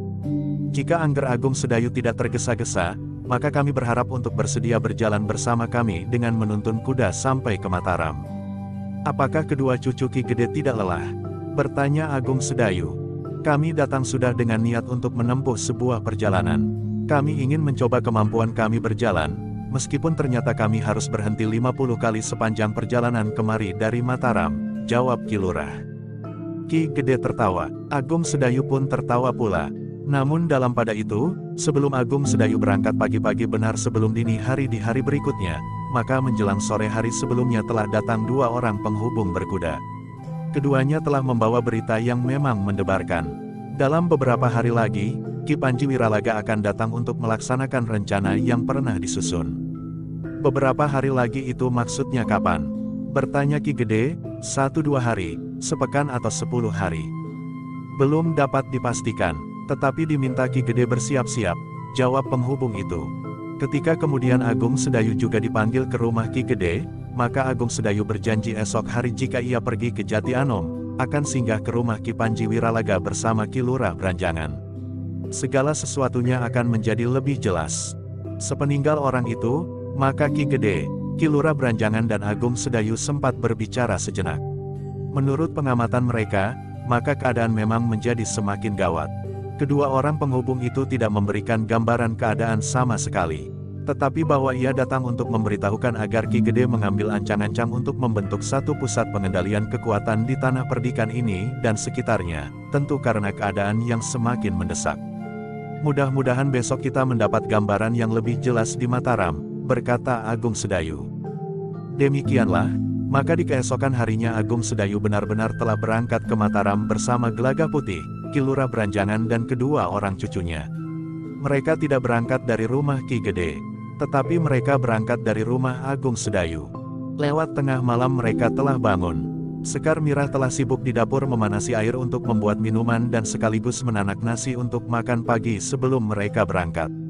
Sementara yang lain telah bergantian mandi di Pakiwan tanpa melepaskan sikap berhati-hati. Sebelum dini hari, ternyata semuanya sudah selesai, sehingga mereka dapat berangkat sangat awal. Jika nanti matahari terbit, mereka telah mencapai jarak yang panjang. Betapapun lambatnya perjalanan, namun akhirnya mereka sampai juga di Mataram dengan selamat. Perjalanan yang melelahkan, sehingga Teja Prabawa rasa-rasanya telah menjadi jera. Tetapi tidak demikian halnya dengan Rara Wulan. Meskipun ia juga merasa letih, tetapi ia tetap berharap untuk pada suatu saat kembali ke tanah perdikan.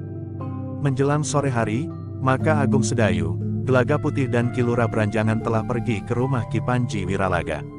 Malam itu Agung Sedayu dan Gelagah Putih akan bermalam semalam di rumah Ki Lurah Branjangan. Kedatangan Agung Sedayu, Gelagah Putih dan Ki Lurah Branjangan telah disambut dengan baik oleh Ki Panji Wiralaga. Dengan singkat Agung Sedayu telah menyampaikan persoalan yang timbul di tanah perdikan karena kehadiran kedua orang penghubung dari Ki Panji. "Jadi kau akan pergi ke Jati Anom?" bertanya Ki Panji kepada Agung Sedayu. "Ya Ki Panji, besok jika aku kembali ke tanah perdikan, aku sudah berjanji untuk singgah pula di rumah Ki Lurah," jawab Agung Sedayu. "Kapan kau kembali?" bertanya Ki Panji. "Aku tidak dapat mengatakan, tetapi aku kira aku tidak akan terlalu lama," jawab Agung Sedayu. Ki Panji mengangguk-angguk. Setelah merenung sejenak, maka katanya, "Jika demikian aku pun akan menunggu kau kembali." Agung Sedayu termangu-mangu, tetapi sebelum ia mengatakan sesuatu, nampaknya Ki Panji dapat mengerti perasaannya.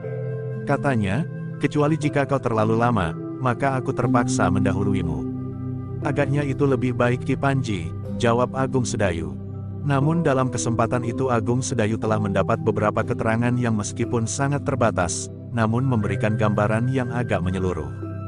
Bahkan dengan nada rendah Ki Panji itu berkata, Panembahan Senapati terpaksa mengambil kebijaksanaan yang agak tergesa-gesa. Agung Sedayu mengerutkan keningnya. Dengan nada rendah ia bertanya, "Keputusan tentang apa?" Ki Panji Wiralaga memang menjadi ragu-ragu. Bahkan kemudian katanya, "Bukankah kau mempunyai kesempatan khusus untuk merigadap Panembahan Senapati? Kau dapat menghadap hampir setiap saat. Kesempatan yang tidak dimiliki oleh orang lain, kecuali para pemimpin terdekat seperti Ki Mandaraka. Kau dapat berbicara dengan Panembahan tentang keadaan terakhir dari Mataram, sehingga kau akan mendapat gambaran yang jelas." Tetapi Agung Sedayu menggeleng. Katanya, "Aku tidak akan singgah sekarang Ki Panji. Besok aku harus sampai ke Jati Anom. Jika aku singgah untuk menghadap Panembahan, mungkin aku harus menunda waktu lagi." Ki Panji Wiralaga mengangguk-angguk. Kemudian katanya, Ki Mandaraka sudah sepakat untuk mengangkat Pangeran Gagak Baning untuk menggantikan kedudukan Pangeran Benawa di Pajang. "Pangeran Gagak Baning adik Panembahan Senapati?" bertanya Agung Sedayu dengan serta-merta, "Lalu bagaimana sikap Panembahan Madiun?" Ki Panji menarik nafas dalam-dalam. Kemudian katanya, "Itulah sebabnya maka rencana Panembahan Senapati atas tanah perdikan menores serta, atas dasar perhitungan pemimpin pasukan khusus, maka kepemimpinan dan kendali kekuatan di tanah perdikan akan dipersatukan. Pengawasan terhadap Sanggabaya akan ditingkatkan." Namun dalam pada itu Ki Lurah Branjangan telah berkata hampir kepada diri sendiri, "Ki Sanggabaya di Menore agak terlalu berani." "Ya," jawab Ki Panji, "ternyata diperlukan banyak tenaga dan perhatian. Namun lewat orang itu, maka akan dapat diamati siapa saja para pemimpin Mataram yang goyah pendiriannya."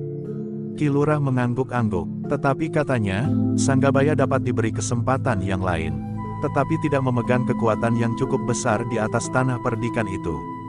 Ki Panji mengangguk-angguk, katanya kemudian, memang agak terlalu ke tepi, ibarat kita berdiri di pinggir jurang. Karena itu, pagar yang direncanakan dibuat itu harus segera diwujudkan. Agung Sedayu mengangguk-angguk, katanya, mudah-mudahan dapat berjalan lancar. Aku akan segera kembali dari Jati Anom. Demikianlah, maka Agung Sedayu, Ki Lurah dan Gelagah Putih pun segera mohon diri. Ki Panji masih mengharap bahwa Agung Sedayu tidak akan terlalu lama berada di Jati Anom, sehingga mereka akan dapat bersama-sama pergi ke tanah perdikan menoreh. Di perjalanan kembali ke rumah Ki Lurah Branjangan, Agung Sedayu masih juga bertanya tentang Pangeran Gagak Baning. Aku kurang mengenalnya, berkata Ki Lurah Branjangan, tetapi agaknya memang agak berbeda dengan Pangeran Singasari yang keras. Tetapi bagi Madiun, kehadiran keluarga Panembahan Senapati akan dapat menjadi persoalan, berkata Agung Sedayu. Persoalan itu memang ada lebih dahulu, jawab Ki Lurah, justru Panembahan Senapati ingin menunjukkan sikap kepemimpinannya. Setelah beberapa kali usahanya untuk mencari penyelesaian dengan cara yang lebih baik tidak berhasil. Apakah sikap Panembahan Madiun sangat kaku? Bertanya Agung Sedayu. Aku sekarang sudah jarang sekali berhubungan dengan orang-orang dalam. Tetapi menurut pendengaranku, di sekitar Panembahan Madiun memang terdapat orang-orang yang keras kepala, mementingkan diri sendiri dan pamrih yang sangat besar. Merekalah yang kadang-kadang memberikan keterangan yang sengaja diputarbalikkan, atau dengan didorong oleh pamrih pribadi telah memanasi suasana, berkata Ki Lurah Branjangan, tetapi aku tahu benar hubungan yang sangat akrab antara Panembahan Senapati dan Panembahan Madiun, yang dianggap sebagai pamandanya sendiri.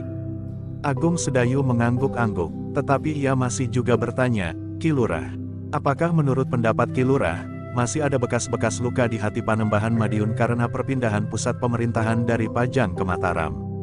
Bukankah yang mengangkat Panembahan Madiun pada kedudukannya sekarang adalah Sultan Hadiwijaya di Pajang? Bukankah pada mulanya, Panembahan Madiun termasuk salah seorang yang mengusulkan agar Mataram dipadamkan sebelum menjadi nyala api yang akan membakar tanah ini? Nampaknya semuanya sudah dilupakan, berkata Ki Lurah Branjangan, tetapi kita memang tidak tahu, apa yang menyala di dalam dada seseorang. Agung Sedayu mengangguk-angguk, namun ia pun kemudian berpaling kepada Gelagah Putih sambil berkata, beruntunglah kau dapat ikut mendengar, Gelagah Putih. Tetapi kau tahu, bahwa berita ini bukan berita yang pantas disebarkan untuk orang lain. Gelagah Putih mengangguk sambil berdesis, aku mengerti Kakang. Baiklah. Mungkin guru besok akan dapat memberikan pendapatnya tentang perkembangan terakhir hubungan antara Mataram dan Madiun, berkata Agung Sedayu pula. Namun ketika Ki Lurah Branjangan itu sampai ke rumahnya, maka persoalannya menjadi lain. Yang menjadi ribut adalah kedua cucunya. Raden Teja Prabawa ingin segera mengajak kakeknya pulang ke rumah orang tuanya. Rara Wulan mendesak kakeknya untuk segera mengatakan bahwa ia ingin mempelajari ilmu kanuragan di tanah perdikan menoreh. Malam ini tamu-tamu kita akan bermalam di rumah kakek, jawab Ki Lurah, karena itu besok kita akan menemui ayah dan ibumu. Raden Teja Prabawa dan Rara Wulan memang tidak dapat memaksa. Hari itu di rumah kakeknya bermalam dua orang tamu dari tanah perdikan menoreh. Namun dalam satu kesempatan Ki Lurah berkata kepada keduanya, meskipun mereka datang dari tanah perdikan menoreh, tetapi keduanya adalah orang-orang yang mempunyai hubungan khusus dengan Panembahan Senapati. Keduanya dapat menghadap Panembahan Senapati kapan saja tanpa melalui jalur yang diterapkan bagi orang lain. Raden Teja Prabawa mengangguk-angguk. Ia sudah pernah mendengar keterangan seperti itu. Tetapi ketika kakeknya mengingatkannya, maka ia memang harus menahan diri. Demikianlah Agung Sedayu dan Gelagah Putih bermalam semalam di rumah Ki Lurah. Pagi-pagi mereka telah siap untuk berangkat ke Jati Anom. Ketika keduanya menuntun kudanya di halaman, maka dari seketeng longkangan rumah Ki Lurah, Rara Wulan memandang keduanya yang berjalan diantar oleh kakeknya sampai ke regol. Adalah di luar sadarnya, jika Gelagah Putih berpaling. Ketika ia melihat Rara Wulan yang sedang memandanginya, maka terasa jantungnya berdegup keras. Ia pun segera menundukkan kepalanya sementara kakinya melangkah terus keluar regol halaman. Demikianlah, maka sejenak kemudian terdengar derap kaki dua ekor kuda yang semakin lama menjadi semakin jauh. Untuk beberapa saat Rara Wulan masih berdiri di seketeng. Namun ia pun kemudian melangkah masuk kembali ke rumah kakeknya lewat pintu butulan. Dalam pada itu, maka Agung Sedayu dan Gelagah Putih pun telah berpacu meninggalkan rumah Ki Lurah Branjangan. Meskipun tidak terlalu cepat, namun mereka telah menyibakkan orang-orang yang mulai ramai berjalan kaki di sepanjang jalan, yang ternyata melewati sebuah pasar yang cukup besar. Satu dua mereka juga bertemu dengan orang-orang berkuda yang akan pergi ke pasar. Tetapi Agung Sedayu dan Gelagah Putih tidak berhenti ketika mereka melewati pasar. Mereka melintas dengan cepat. Beberapa orang yang melihat keduanya lewat di jalan sebelah pasar itu sempat mengagumi kuda mereka. Terutama kuda Gelagah Putih yang besar, tinggi dan tegar. Perjalanan mereka berdua terasa menjadi cepat, jauh lebih cepat dari perjalanan mereka dari Tanah Perdikan Menoreh. Apalagi perjalanan mereka memang tidak menemui hambatan apapun juga, sehingga dengan demikian maka dalam waktu yang terasa singkat saja mereka telah berada di tepi Kali Opak. Agung Sedayu dan Gelagah Putih memberi kesempatan kuda mereka untuk beristirahat beberapa saat di pinggir Kali Opak. Sementara kuda mereka minum dan makan rerumputan segar, Agung Sedayu dan Gelagah Putih duduk di atas sebongkah batu besar di pinggir Kali Opak. Ternyata bahwa kuda Gelagah Putih memang banyak menarik perhatian. Beberapa orang yang lewat tidak jauh dari tempat kedua orang dari Tanah Perdikan Menoreh itu beristirahat, ternyata telah memperhatikan kuda Gelagah Putih yang sedang makan rerumputan. Bahkan dua orang yang berpakaian sebagai saudagar-saudagar kaya telah berhenti. Tetapi mereka hanya sekedar mengagumi dan bertanya beberapa hal tentang kuda itu. Seandainya aku mendapatkan seekor kuda setegar itu, desis yang seorang. Gelagah Putih hanya tersenyum saja. Ketika yang lain bertanya dari mana ia mendapat kuda itu, maka Gelagah Putih menjawab, "Pamanku. Pamanku adalah penggemar kuda." "Aku juga penggemar kuda," berkata orang itu. "Kau adalah seorang yang sangat beruntung mendapatkan seekor kuda seperti itu." Gelagah Putih masih saja tersenyum sambil menyahut, "Ya, aku memang beruntung mendapatkan kuda itu." Ketika kedua saudagar itu kemudian melanjutkan perjalanan, maka Agung Sedayu dan Gelagah Putih pun segera berbenah diri. Sejenak kemudian keduanya telah berpacu menuju ke Jati Anom. Bagaimanapun juga, Agung Sedayu dan Gelagah Putih merasa berdebar-debar ketika mereka mendekati padepokan kecil Kiai Gringsing. Mereka berdua menyadari bahwa tentu ada sesuatu yang penting. Sementara itu persoalan antara Mataram dan Madiun menjadi semakin hangat pula. Apakah persoalan yang akan dikatakan oleh guru juga menyangkut persoalan antara Mataram, Pajang dan Madiun? Bertanya Agung Sedayu kepada diri sendiri. Tetapi Agung Sedayu harus menunggu jawabnya sampai ia nanti bertemu dengan gurunya. Gurunya yang semakin tua dan kesehatannya sudah tidak utuh lagi sebagaimana kekuatan wadaknya, meskipun ilmunya tidak susut. Namun ilmunya itu pun memerlukan dukungan unsur kewadagannya. Beberapa saat kemudian, Agung Sedayu dan Gelagah Putih telah berada di depan regol padepokan. Ketika seorang cantrik melihat mereka memasuki padepokan, maka dengan tergesa-gesa cantrik itu telah menyongsong mereka. "Selamat datang di padepokan kami," berkata cantrik itu sambil membungkuk hormat. "Bagaimana dengan padepokan ini?" bertanya Agung Sedayu. "Semuanya dalam keadaan baik," jawab cantrik itu. "Bagaimana dengan guru?" bertanya Agung Sedayu pula. "Kiai dalam keadaan yang baik. Nampaknya lebih baik dari beberapa pekan yang lalu," jawab cantrik itu, yang kemudian menerima kuda-kuda Agung Sedayu dan Gelagah Putih untuk diikat di sisi bangunan induk padepokan kecil itu. Sementara cantrik yang lain telah mempersilahkannya naik ke pendapa. "Apakah guru ada di dalam?" bertanya Agung Sedayu. "Tidak," jawab cantrik itu, "Kiai berada di tepi kolam. Sejak pagi Kiai berjalan-jalan di kebun, kemudian beristirahat di gubuk di tepi kolam itu." "Sudahlah, kau tidak usah memanggilnya, kami akan pergi ke sana," berkata Agung Sedayu. Cantrik itu pun kemudian mempersilahkannya pergi ke kebun di bagian belakang padepokan itu. Kiai Gringsing memang sedang duduk di sebuah gubuk yang tidak terlalu kecil sambil menghadapi minuman hangat dan beberapa potong makanan. Sekali-sekali Kiai Gringsing sempat memperhatikan ikan-ikan yang berenang hilir mudik di belumbang. Ikan-ikan yang semakin lama semakin banyak dan menjadi besar di belumbang itu. Meskipun setiap kali para cantrik memungut beberapa ekor, namun jumlahnya tidak pernah susut. Kedatangan Agung Sedayu dan Gelagah Putih memang mengejutkan. Namun sudah diduga bahwa hari itu mereka akan datang. "Marilah," Kiai Gringsing mempersilahkan sambil beringsut, "aku sudah menduga, jika tidak kemarin, kau tentu akan datang hari ini." Agung Sedayu dan Gelagah Putih pun kemudian telah duduk pula di gubuk itu. Dengan singkat Agung Sedayu sempat menceritakan bahwa semalam ia bermalam di Mataram, di rumah Ki Lurah Branjangan. Bahkan Agung Sedayu pun telah menceritakan pula pertemuannya dengan Ki Panji Wiralaga, serta rencana panembahan Senapati bagi Tanah Perdikan. Kemudian Agung Sedayu pun sempat berkata, panembahan Senapati telah menempatkan Pangeran Gagak Baning di Pajang.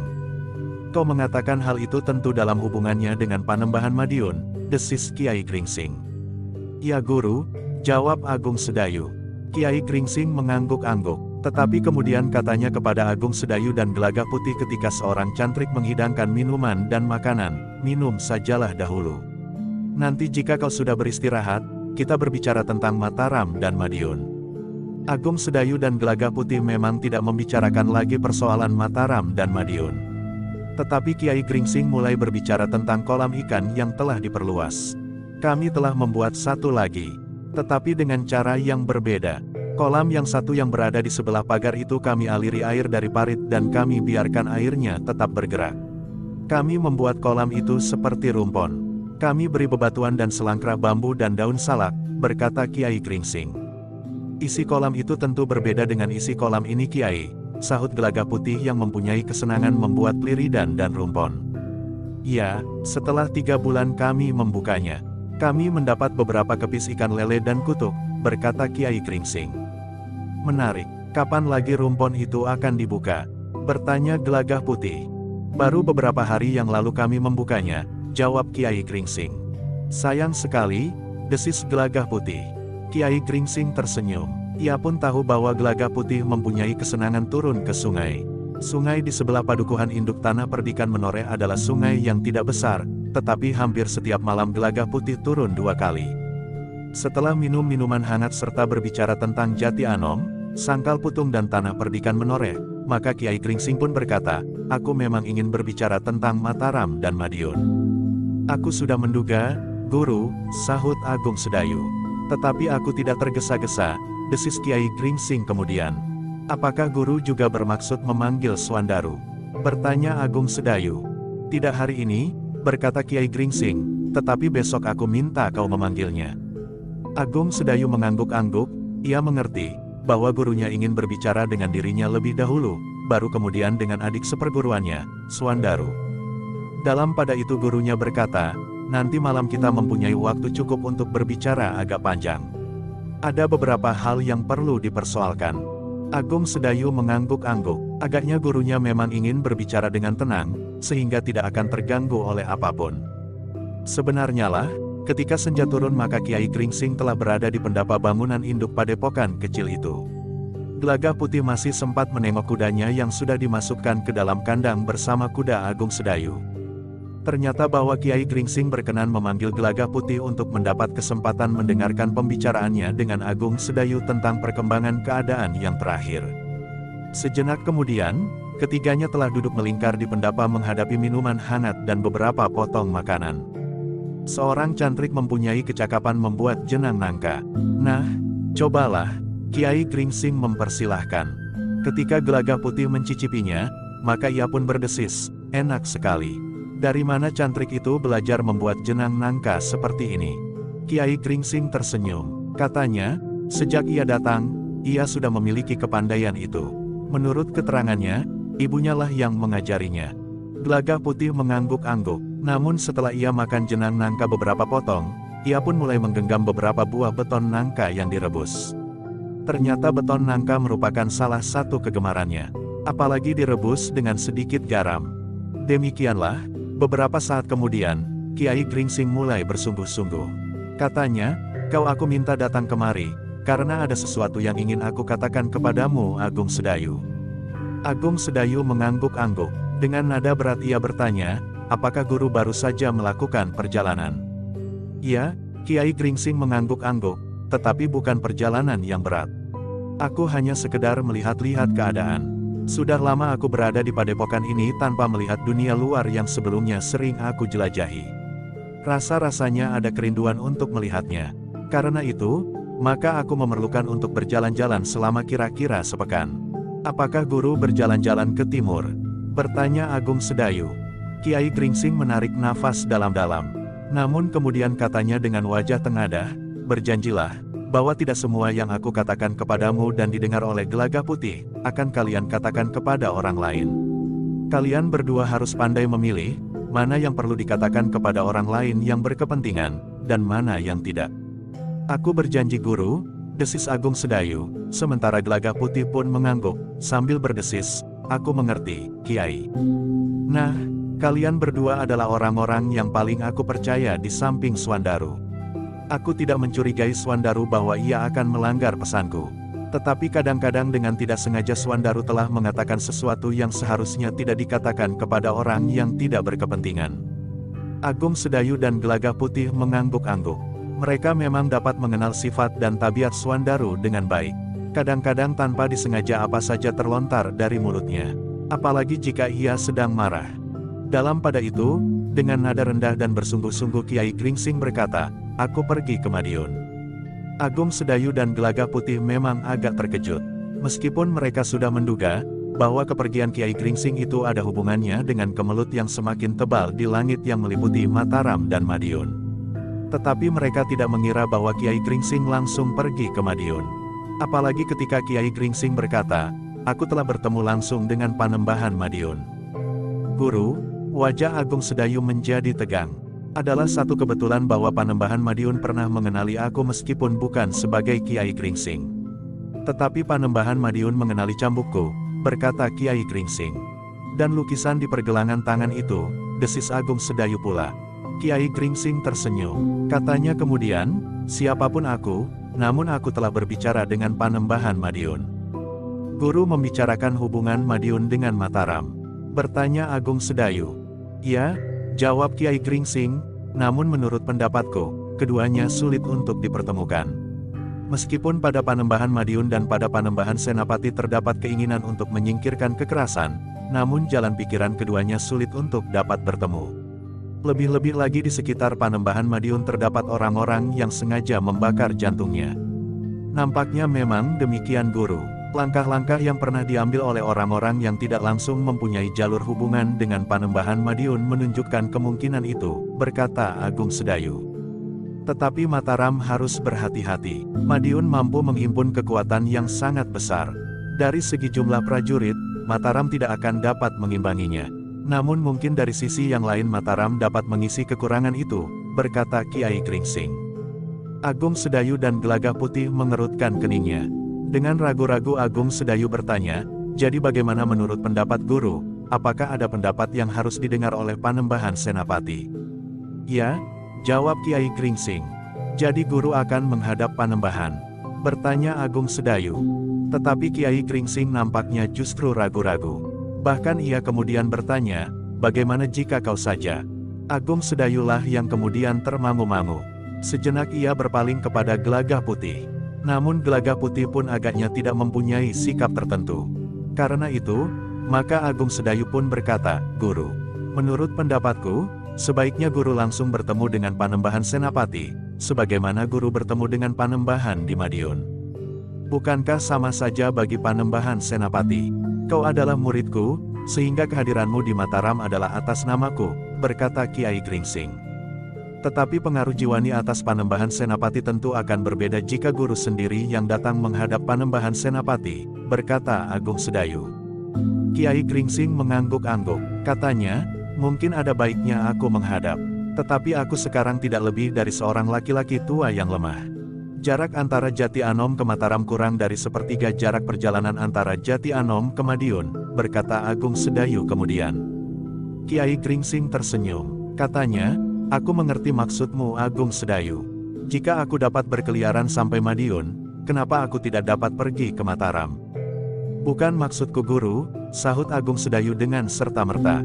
Aku hanya bermaksud agar persoalannya menjadi lebih jelas.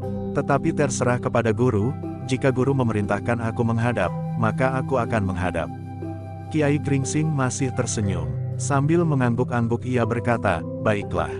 Aku akan mempertimbangkannya, namun Panembahan Senapati memang harus bersiap-siap. Desakan yang datang dari beberapa orang adipati di daerah timur kepada Panembahan Madiun nampaknya tidak akan dapat terbendung lagi, betapapun Panembahan Madiun sendiri menganggap Panembahan Senapati itu sebagai anaknya sendiri. Beberapa adipati menganggap bahwa Mataram adalah peletik api sebesar kunang-kunang yang ada di dalam sekam. Api itu harus segera disiram sebelum menjadi besar dan membakar kekuasaan para adipati yang nampaknya segan mengakui ikatan kesatuan yang dikehendaki oleh Panembahan Senapati. Mereka menganggap bahwa dengan berdiri sendiri-sendiri mereka akan dapat berbuat lebih leluasa, tanpa menghiraukan citra betapa besarnya kekuatan jika semuanya terikat dalam satu kesatuan. Apalagi menghadapi kekuatan perdagangan orang-orang asing di pesisir utara yang semakin ramai. Mereka bukan saja orang-orang yang ingin berdagang, tetapi mereka ternyata adalah orang-orang yang mulai mencampuri persoalan-persoalan yang timbul di atas tanah ini. Mereka merambat dari lingkungan pasir pantai dan mulai menginjak daratan. Mereka akan memasuki tanah ini semakin dalam, menjelajahi hutan-hutan, tanaman dan sawah-sawah. Satu ketika mereka akan memasuki kota-kota, dan bahkan istana-istana. Agung Sedayu mengangguk-angguk. Memang terbayang di angan-angannya satu kekuatan asing yang muncul dari lautan, dengan kekuatan yang besar dan senjata yang agaknya lebih baik dari senjata yang dimiliki oleh orang-orang tanah ini. Ternyata bahwa Kiai Gringsing pun kemudian berkata, besok kita pergi ke Sanggar. Aku ingin menunjukkan kepadamu, jenis senjata yang dapat melontarkan bara besi ke sasaran yang jauh. Mungkin kau masih dapat memperbandingkannya dengan kemampuanmu menyerang dengan kekuatan sorot matamu. Tetapi hanya 1-2 orang yang memiliki ilmu seperti itu di tanah ini. Sementara orang asing itu akan dapat membawa beberapa peti senjata pelontar bara api itu. Agung Sedayu mengangguk-angguk, hampir berdesis ia berkata, jika demikian, tanah ini memang harus menjadi satu. Namun kemudian Agung Sedayu pun bertanya, dari mana guru mendapatkan jenis senjata itu? Ada beberapa buah di Madiun. Panembahan Madiun ternyata berbaik hati memberikan kepadaku sebuah, jawab Kiai Gringsing. Namun katanya kemudian, di Pajang terdapat pula senjata-senjata semacam itu, meskipun hanya 1-2. Tetapi yang penting harus kita ketahui adalah bahwa senjata itu merupakan ancaman bagi keutuhan tanah ini. Agung Sedayu masih saja mengangguk-angguk. Sementara Kiai Gringsing berkata, bagaimana juga, aku sebentar lagi akan menjalani langkah-langkah terakhir dari hidupku. Tidak seorang pun yang akan mampu menghindarkan diri dari kematian. Karena itu aku tidak akan melihat apa yang akan terjadi dalam waktu dekat sekalipun. Namun kau, anak-anak yang lebih muda lagi seumur Gelaga Putih, harus lebih jauh memandang ke depan. Mungkin anak Untara itu, atau anak Swandaru yang bakal lahir, akan mengalami pergumulan yang lebih seru. Campur tangan orang-orang asing adalah racun yang paling tajam bagi persatuan penghuni tanah ini. Agung Sedayu mengangguk-angguk, namun ia pun kemudian bertanya, apakah guru mengambil kesimpulan bahwa Panembahan Senapati harus bergerak lebih cepat untuk mempersatukan tanah ini? Kiai Gringsing menarik nafas dalam-dalam. Tetapi ia pun kemudian berdesis, tidak semudah itu. Di belakang kita banjir bandang memburu, sementara di hadapan kita, hutan telah terbakar dari ujung sampai ke ujung. Agung Sedayu mengangguk-angguk, satu masalah yang sangat rumit akan dihadapi oleh Panembahan Senapati. Selagi Agung Sedayu merenung, maka Kiai Gringsing pun berkata pula, nah, sebaiknya kau pergi ke Sangkal Putung besok. Aku tidak akan memberitahukan banyak persoalan kepadanya. Tetapi aku ingin memperingatkan agar ia bersiap-siap menghadapi kemungkinan yang barangkali memang menuntut kesiagaan tertinggi dari setiap unsur yang ada di Mataram. Baik guru, jawab Agung Sedayu. Mudah-mudahan Swandaru tidak mempunyai rencana tersendiri sebelum aku sempat menghadap Panembahan Senapati, berkata Kiai Gringsing. Demikianlah, untuk beberapa lamanya mereka masih berbincang di pendapa. Namun angin malam yang dingin nampaknya mulai mengganggu Kiai Gringsing yang memang menjadi semakin tua. Sebagai seorang yang mengerti tentang obat-obatan, maka ia pun kemudian berkata, angin malam ini kurang baik bagi kesehatanku. Sebaiknya kita berbincang di dalam. Persoalan yang terpenting yang akan kau sampaikan telah aku katakan kepadamu. Marilah guru, jawab Agung Sedayu, agaknya guru juga harus banyak beristirahat. Karena itu sebaiknya guru tidak terlalu malam pergi tidur. Kiai Gringsing mengangguk-angguk. Ia pun kemudian bangkit dan berjalan masuk ke ruang dalam, diikuti oleh Agung Sedayu dan Gelagah Putih. Seorang cantrik telah membawa minuman dan makanan yang ada di pendapa ke ruang dalam pula. Tetapi mereka sudah tidak terlalu lama lagi duduk bercakap-cakap. Namun Kiai Gringsing masih sempat berkata, Agung Sedayu, aku tahu bahwa masih banyak yang ingin kau pelajari. Apakah itu dari isi kitab yang kau pinjam dari Kiwas kita, atau kitab yang aku pinjamkan kepadamu dan Swandaru? Atau berdasarkan atas pengalamanmu yang luas, sehingga kau menemukan kemungkinan-kemungkinan baru pada ilmumu yang beraneka itu. Namun aku masih minta kepadamu agar kau bersedia meluangkan waktumu sedikit untuk mempelajari serba sedikit tentang pengobatan. Tentang jenis-jenis tanaman yang dapat dijadikan obat-obatan untuk berbagai macam penyakit. Caranya dan kemungkinan-kemungkinannya. Juga tentang susunan syarat, nadi dan urat. Simpul-simpul dan tata tubuh yang lain. Agung Sedayu termangu-mangu sejenak. Ia tidak menolak keinginan gurunya yang dinilainya sebagai perintah itu. Namun dengan demikian berarti bahwa ia harus berada di padepokan itu untuk waktu yang cukup lama. Namun nampaknya Kiai Gringsing mengerti perasaan Agung Sedayu. Karena itu, maka katanya, Agung Sedayu, untuk mempelajarinya, kau tidak tinggal di padepokan ini. Aku mempunyai beberapa lembar penulisan tentang hal itu yang dapat kau bawa dan kau pelajari di tanah perdikan Menoreh. Nampaknya Ki Jayaraga serba sedikit juga mempunyai pengetahuan tentang obat-obatan. Kau dapat berbicara dengan orang itu dan memperluas pengenalanku yang aku tuangkan dalam tulisan itu. Kau akan dapat saling memberi dan menerima. Kiai Gringsing berhenti sejenak.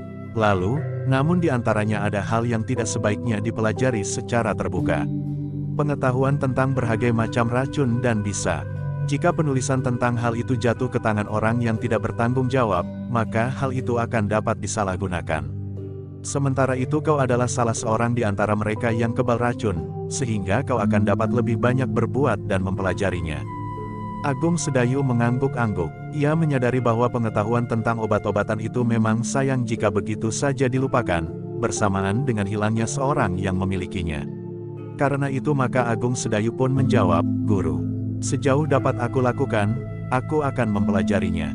Bagus, berkata Kiai Gringsing, aku juga mempunyai sekeranjang kecil contoh dedaunan, akar-akaran dan jenis-jenis tumbuh-tumbuhan yang dapat kau pergunakan. Klika kayu, biji-bijian dan beberapa jenis bunga. Mudah-mudahan kau akan mendapat kesempatan lebih luas untuk menolong sesama. Agung Sedayu mengangguk hormat sambil menjawab, aku akan berusaha. Dengan demikian maka Kiai Gringsing pun merasa sudah cukup lama duduk bersama Agung Sedayu dan Gelagah Putih. Karena itu maka ia pun kemudian telah minta diri untuk beristirahat. Silahkan Guru, kami pun akan segera beristirahat pula, jawab Agung Sedayu. Ketika kemudian Kiai Gringsing masuk ke dalam biliknya, maka untuk beberapa saat lamanya, Agung Sedayu masih berbincang dengan Gelagah Putih. Namun kemudian mereka pun telah pergi ke bilik mereka. Bilik yang memang sering dipergunakan oleh Agung Sedayu jika ia berada di padepokan itu. Pagi-pagi benar Agung Sedayu sudah siap. Bersama Gelagah Putih mereka berdua akan pergi ke Sangkal Putung. Sebenarnya kau tidak perlu berangkat terlalu pagi, berkata Kiai Gringsing. Selagi Swandaru belum pergi, seandainya ia mempunyai rencana tertentu, jawab Agung Sedayu. Kiai Gringsing tersenyum. Sementara Agung Sedayu berkata pula, perjalanan pagi-pagi tentu terasa segar.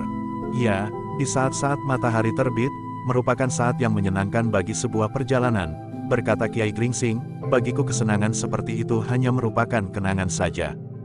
Agung Sedayu termangu-mangu sejenak. Namun kemudian katanya, tentu tidak Guru. Pada suatu saat Guru masih akan pergi ke Mataram. Guru dapat berangkat menjelang matahari terbit. Dan kenangan itu akan Guru alami lagi. Kiai Gringsing tersenyum. Katanya, ya, aku masih mempunyai kesempatan. Agung Sedayu dan Gelagah Putih tersenyum. Sejenak kemudian, kedua orang itu pun telah berpacu meninggalkan padepokan kecil itu menuju ke Sangkal Putung. Mereka akan minta Swandaru untuk datang menemui gurunya. Kedatangan Agung Sedayu dan Gelagah Putih di saat matahari baru saja terbit memang mengejutkan. Karena itu maka dengan tergesa-gesa Swandaru mempersilahkan mereka naik ke pendapa, sementara Ki Demang pun telah diberitahu pula. Marilah Angger, Ki Demang mempersilahkan, Angger sepagi ini telah datang di Sangkal Putung.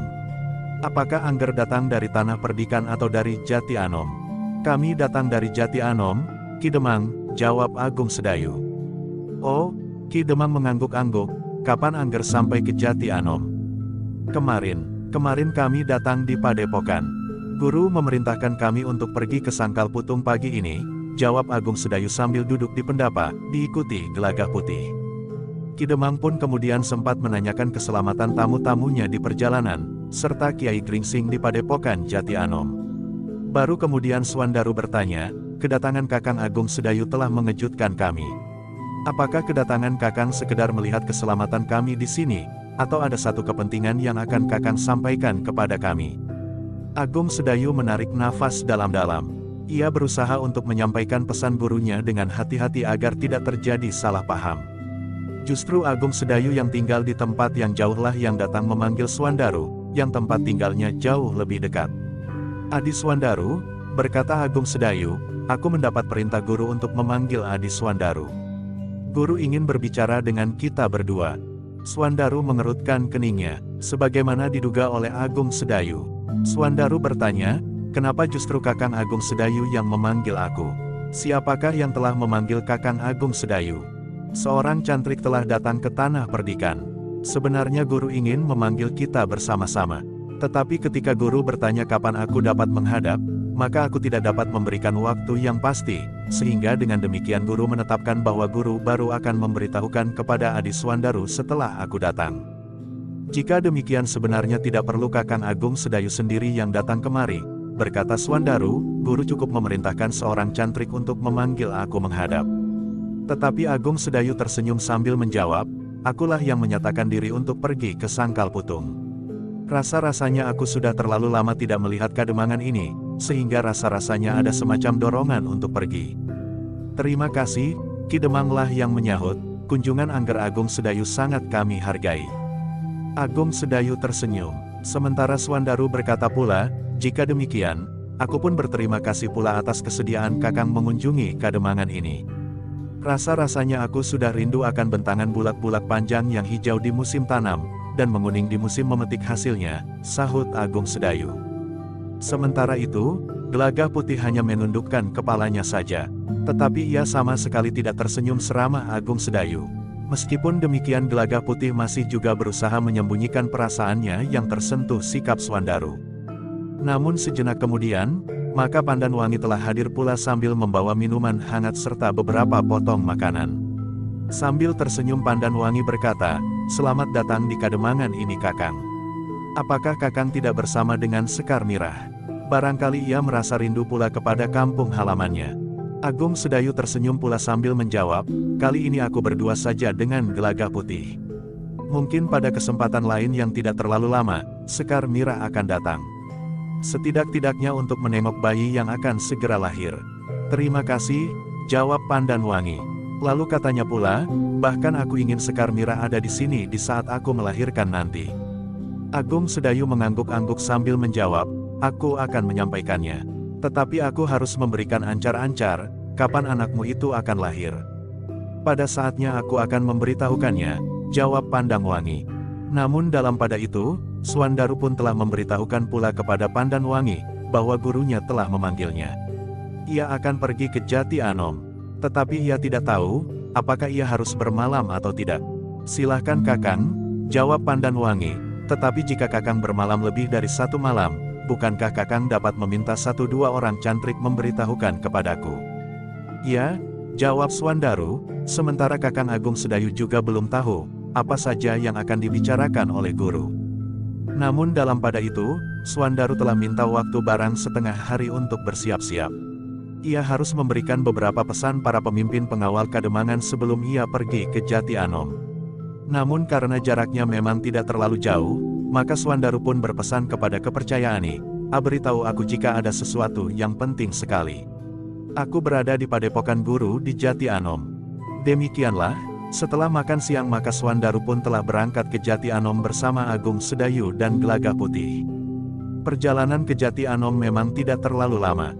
Namun di perjalanan Swandaru sempat bertanya, "Apakah kau telah memerlukan menyediakan waktu untuk mempelajari isi kitab guru lebih mendalam Kakang?" Agung Sedayu tersenyum. Katanya, "Aku sudah berusaha sebaik-baiknya. Apakah menurut penilaian Kakang sendiri, ilmu Kakang sudah meningkat meskipun serba sedikit?" Bertanya Swandaru pula. Pertanyaan itu memang sulit dijawab oleh Agung Sedayu. Namun kemudian sambil mengangguk-angguk Agung Sedayu berkata, "Mudah-mudahan usahaku itu berhasil. Memang sulit untuk menilai diri sendiri. Tetapi agaknya meskipun hanya setebal rambut ada juga gunanya." "Itu sudah baik Kakang," jawab Swandaru. "Lebih baik melangkah setapak-setapak betapapun kecilnya tapak itu, daripada berhenti sama sekali. Sebenarnya menurut penilaianku, Kakang Agung Sedayu memiliki kesempatan untuk jauh maju ke depan.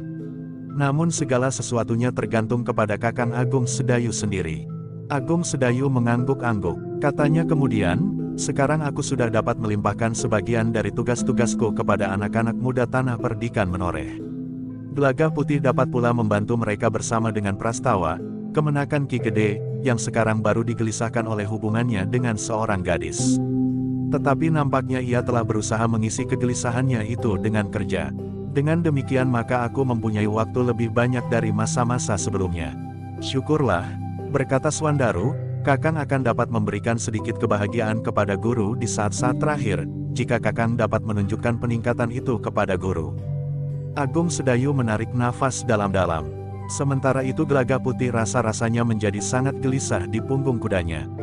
Namun ia telah berusaha menahan diri untuk tidak mencampuri percakapan dua orang saudara seperguruan itu. Beberapa saat lamanya kuda-kuda mereka berlari-lari kecil menyusuri bulak-bulak panjang, menuju ke sebuah padepokan kecil di Jati Anom. Perjalanan itu memang bukan perjalanan yang panjang. Jarak antara Jati Anom dan Sangkal Putung memang tidak terlalu jauh. Ketika mereka memasuki halaman padepokan, maka para cantrik pun telah menerima kuda-kuda mereka, sementara Kiai Gringsing ternyata sudah menunggu mereka di pendapa. Dengan wajah yang cerah Kiai Gringsing menyongsong kehadiran kedua orang muridnya dan mempersilahkan mereka naik ke pendapa bersama Gelagah Putih.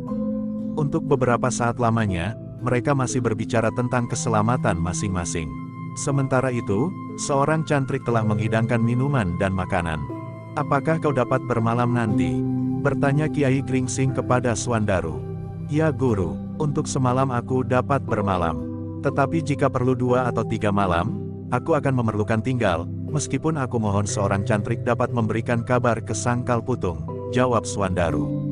Kiai Gringsing mengangguk-angguk. Katanya, "Syukurlah, mudah-mudahan aku tidak harus menahanmu lebih dari semalam."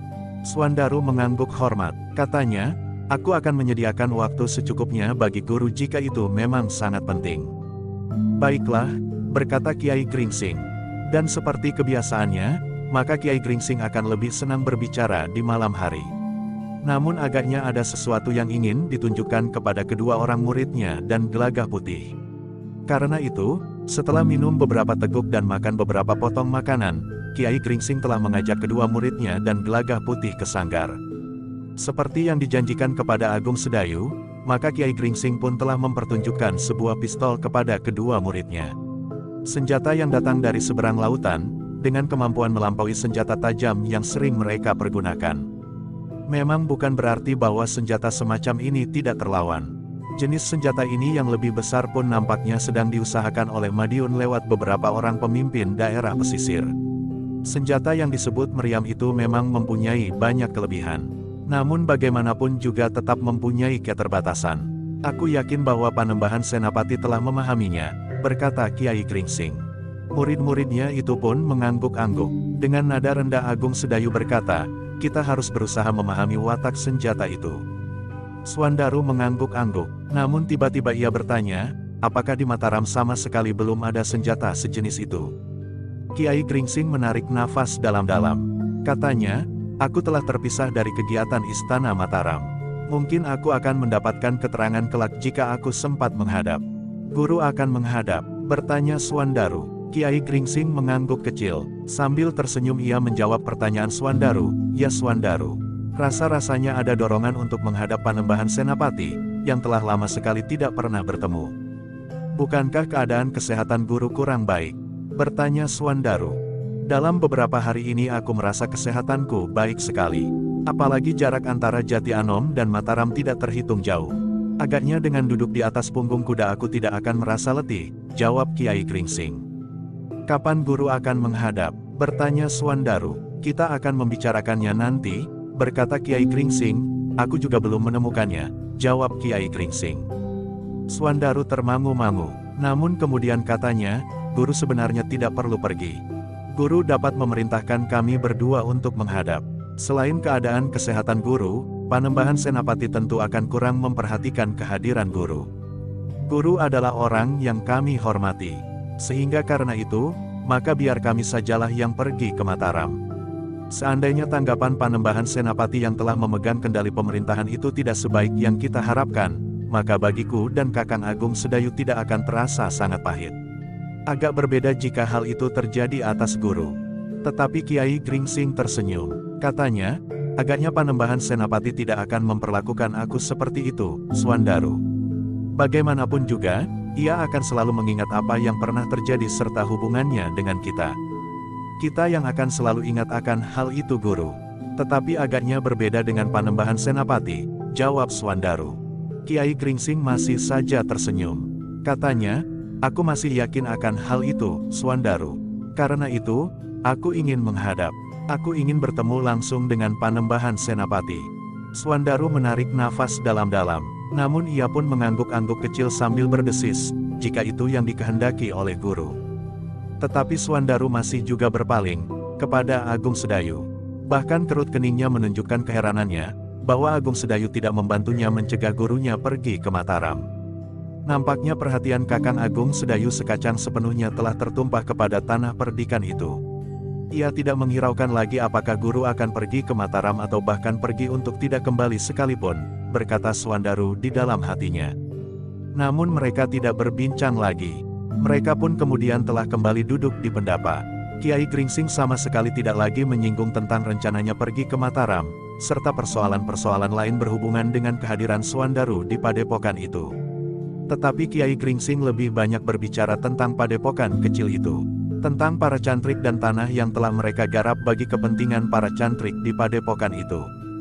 Mereka telah menjadi terampil, berkata Kiai Gringsing, mereka sudah menguasai berbagai macam pengetahuan tentang bercocok tanam.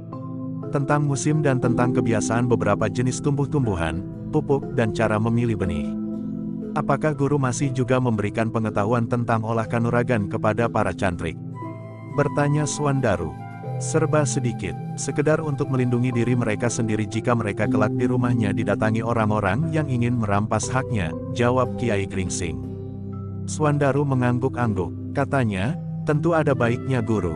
Apalagi jika keadaan kesehatan guru sedang kurang baik. Mungkin guru memerlukan mereka. Padepokan ini mungkin juga didatangi oleh orang-orang yang berniat buruk. Dikiranya di padepokan ini tersimpan harta benda. Tetapi untuk menjaga segala kemungkinan, agar mereka tidak justru menyalahgunakan, maka tingkat ilmu mereka pun harus dibatasi. Ya Swandaru, berkata Kiai Gringsing, pada saatnya aku akan menunjukkan kepada kalian berdua, siapakah di antara mereka yang perlu mendapat pengawasan. Aku akan memberitahukan kepada kalian berdua, kebiasaan-kebiasaan para cantrik dan tingkat pengetahuan yang sudah mereka miliki.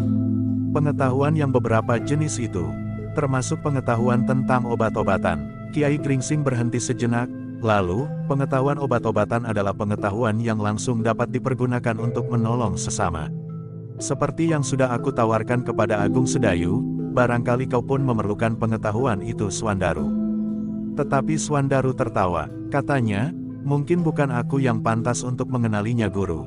Daya ingatku agak kurang baik untuk mengingat jenis tanaman akar-akar dan dedaunan yang dapat dipergunakan sebagai obat.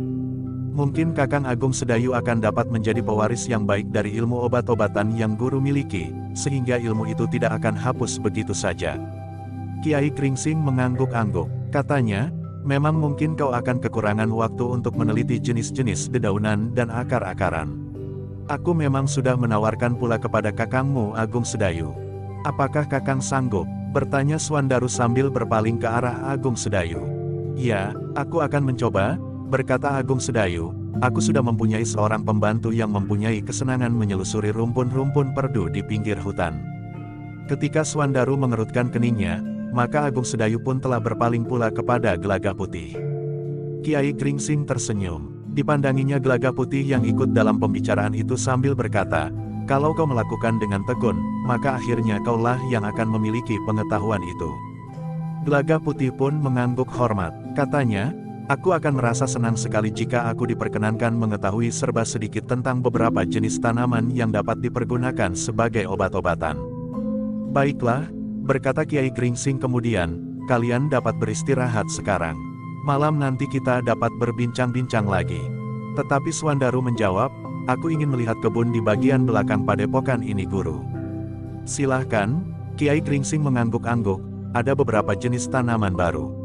Sebuah belumbang baru, tetapi dengan bentuk yang lain dari belumbang yang lama. Marilah, berkata Agung Sedayu, kita berjalan-jalan di kebun. Ketika Kiai Gringsing yang wadaknya sudah lemah itu pergi ke biliknya untuk beristirahat, maka Agung Sedayu, Suandaru dan Gelaga Putih telah pergi ke kebun di belakang padepokan itu, melihat beberapa jenis tanaman yang ditanam oleh para cantrik. Tetapi mereka tidak terlalu lama berjalan mengelilingi kebun. Mereka pun kemudian telah duduk di sebuah gubuk di dekat kolam sehingga saatnya mereka pergi ke Pakiwan untuk mandi. Ketika lampu-lampu minyak telah dinyalakan, maka Kiai Gringsing, kedua orang muridnya dan Gelaga Putih telah duduk di pendapa padepokan kecil itu.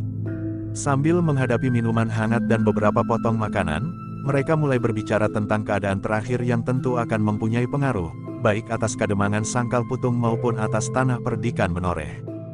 Tekanan pembicaraan Kiai Gringsing memang ditujukan kepada Suandaru, karena sebagian dari pembicaraan itu telah dikatakannya kepada Agung Sedayu sebelumnya.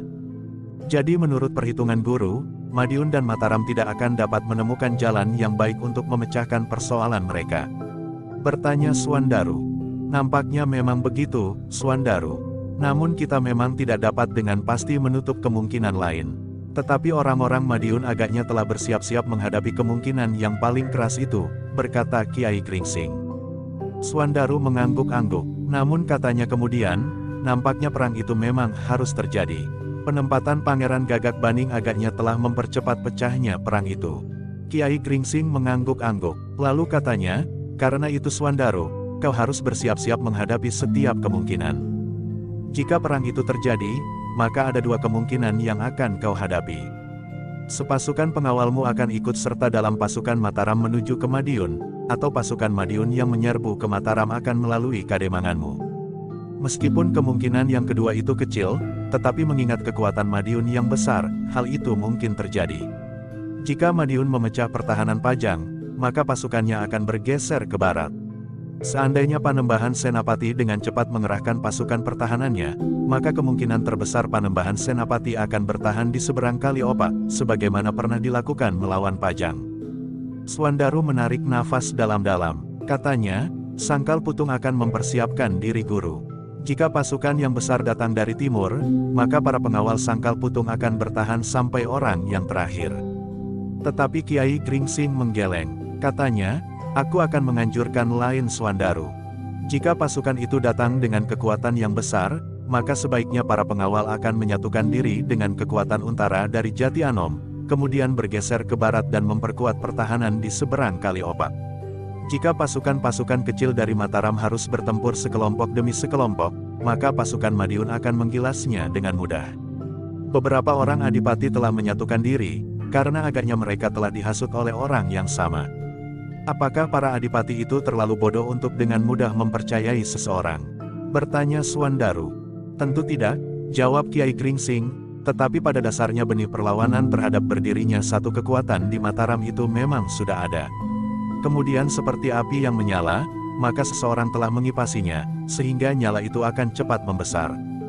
Suandaru mengangguk-angguk, sambil berpaling kepada Agung Sedayu, Suandaru bertanya, bagaimana dengan para pengawal di Tanah Perdikan, Kakang? Aku akan mempersiapkan mereka, jawab Agung Sedayu, namun letak Tanah Perdikan agak lebih baik dari kademanganmu, dipandang dari garis serangan dari Madiun. Tetapi jika Mataram yang berangkat ke Madiun? Bertanya Suandaru. Sekelompok pengawal telah siap untuk berangkat. Di Tanah Perdikan ada barak pasukan khusus Mataram, sehingga para pengawal akan dapat bersama dengan mereka, jawab Agung Sedayu. Suandaru mengangguk-angguk, namun kemudian ia pun bertanya kepada Kiai Gringsing, Guru, apakah guru datang secara khusus ke Mataram dalam hubungannya dengan persoalan Madiun? Terutama memang persoalan itu, jawab Kiai Gringsing, aku tidak ingin melihat Mataram yang dibangun dengan susah payah, bahkan dengan restu Sultan Hadiwijaya di Pajang itu, akan runtuh begitu saja. Suandaru masih saja mengangguk-angguk, namun ia pun kemudian bertanya, kapan guru akan pergi menghadap ke Mataram? Rencanaku, aku akan pergi bersama dua orang cantrik. Semata-mata untuk kawan berbincang di perjalanan, jawab Kiai Gringsing. Bukankah guru dapat pergi bersama-sama saat Kakang Agung Sedayu kembali ke Tanah Perdikan? Bertanya Suandaru. Kiai Gringsing menarik nafas dalam-dalam. Katanya, iya, memang lebih baik bagiku, tetapi aku akan tetap mengajak dua orang cantrik bersamaku. Ada juga baiknya guru, mungkin guru memerlukan sesuatu di perjalanan, jawab Suandaru. Agaknya aku perlu bertanya kepada Agung Sedayu, kapan ia akan kembali ke tanah perdikan, berkata Kiai Gringsing kemudian. Mungkin besok lusa Guru, jawab Agung Sedayu, besok aku ingin bertemu dengan Kakang Untara. Gelaga Putih agaknya juga ingin singgah barang sebentar di Banyu Asri. Baik, desis Kiai Gringsing, besok lusa kita bersama-sama pergi. Mungkin aku akan bermalam 1 malam di Mataram. Tidak untuk apa-apa, tetapi dengan demikian aku tidak akan merasa terlalu letih. Guru akan bermalam di mana? Bertanya Swandaru. Banyak tempat di Mataram. Jika Panembahan Senapati tidak memberi aku tempat bermalam, maka aku dapat pergi ke rumah Ki Juru atau Ki Lurah Branjangan. Atau di penginapan sekalipun, jawab Kiai Gringsing. Swandaru mengangguk-angguk pula, katanya kepada Agung Sedayu, sebaiknya Kakang ikut bermalam di Mataram. Mungkin Guru mengalami kesulitan untuk mencari tempat penginapan. Agung Sedayu mengangguk kecil, jawabnya, baiklah, aku akan menemani Guru barang semalam. Bukankah Guru juga hanya bermalam semalam? Bertanya Swandaru. Ya, Kiai Gringsing lah yang menjawab. Swandaru pun kemudian berkata, jika demikian, maka beberapa hari lagi aku akan datang menghadap Guru, setelah Guru kembali dari Mataram.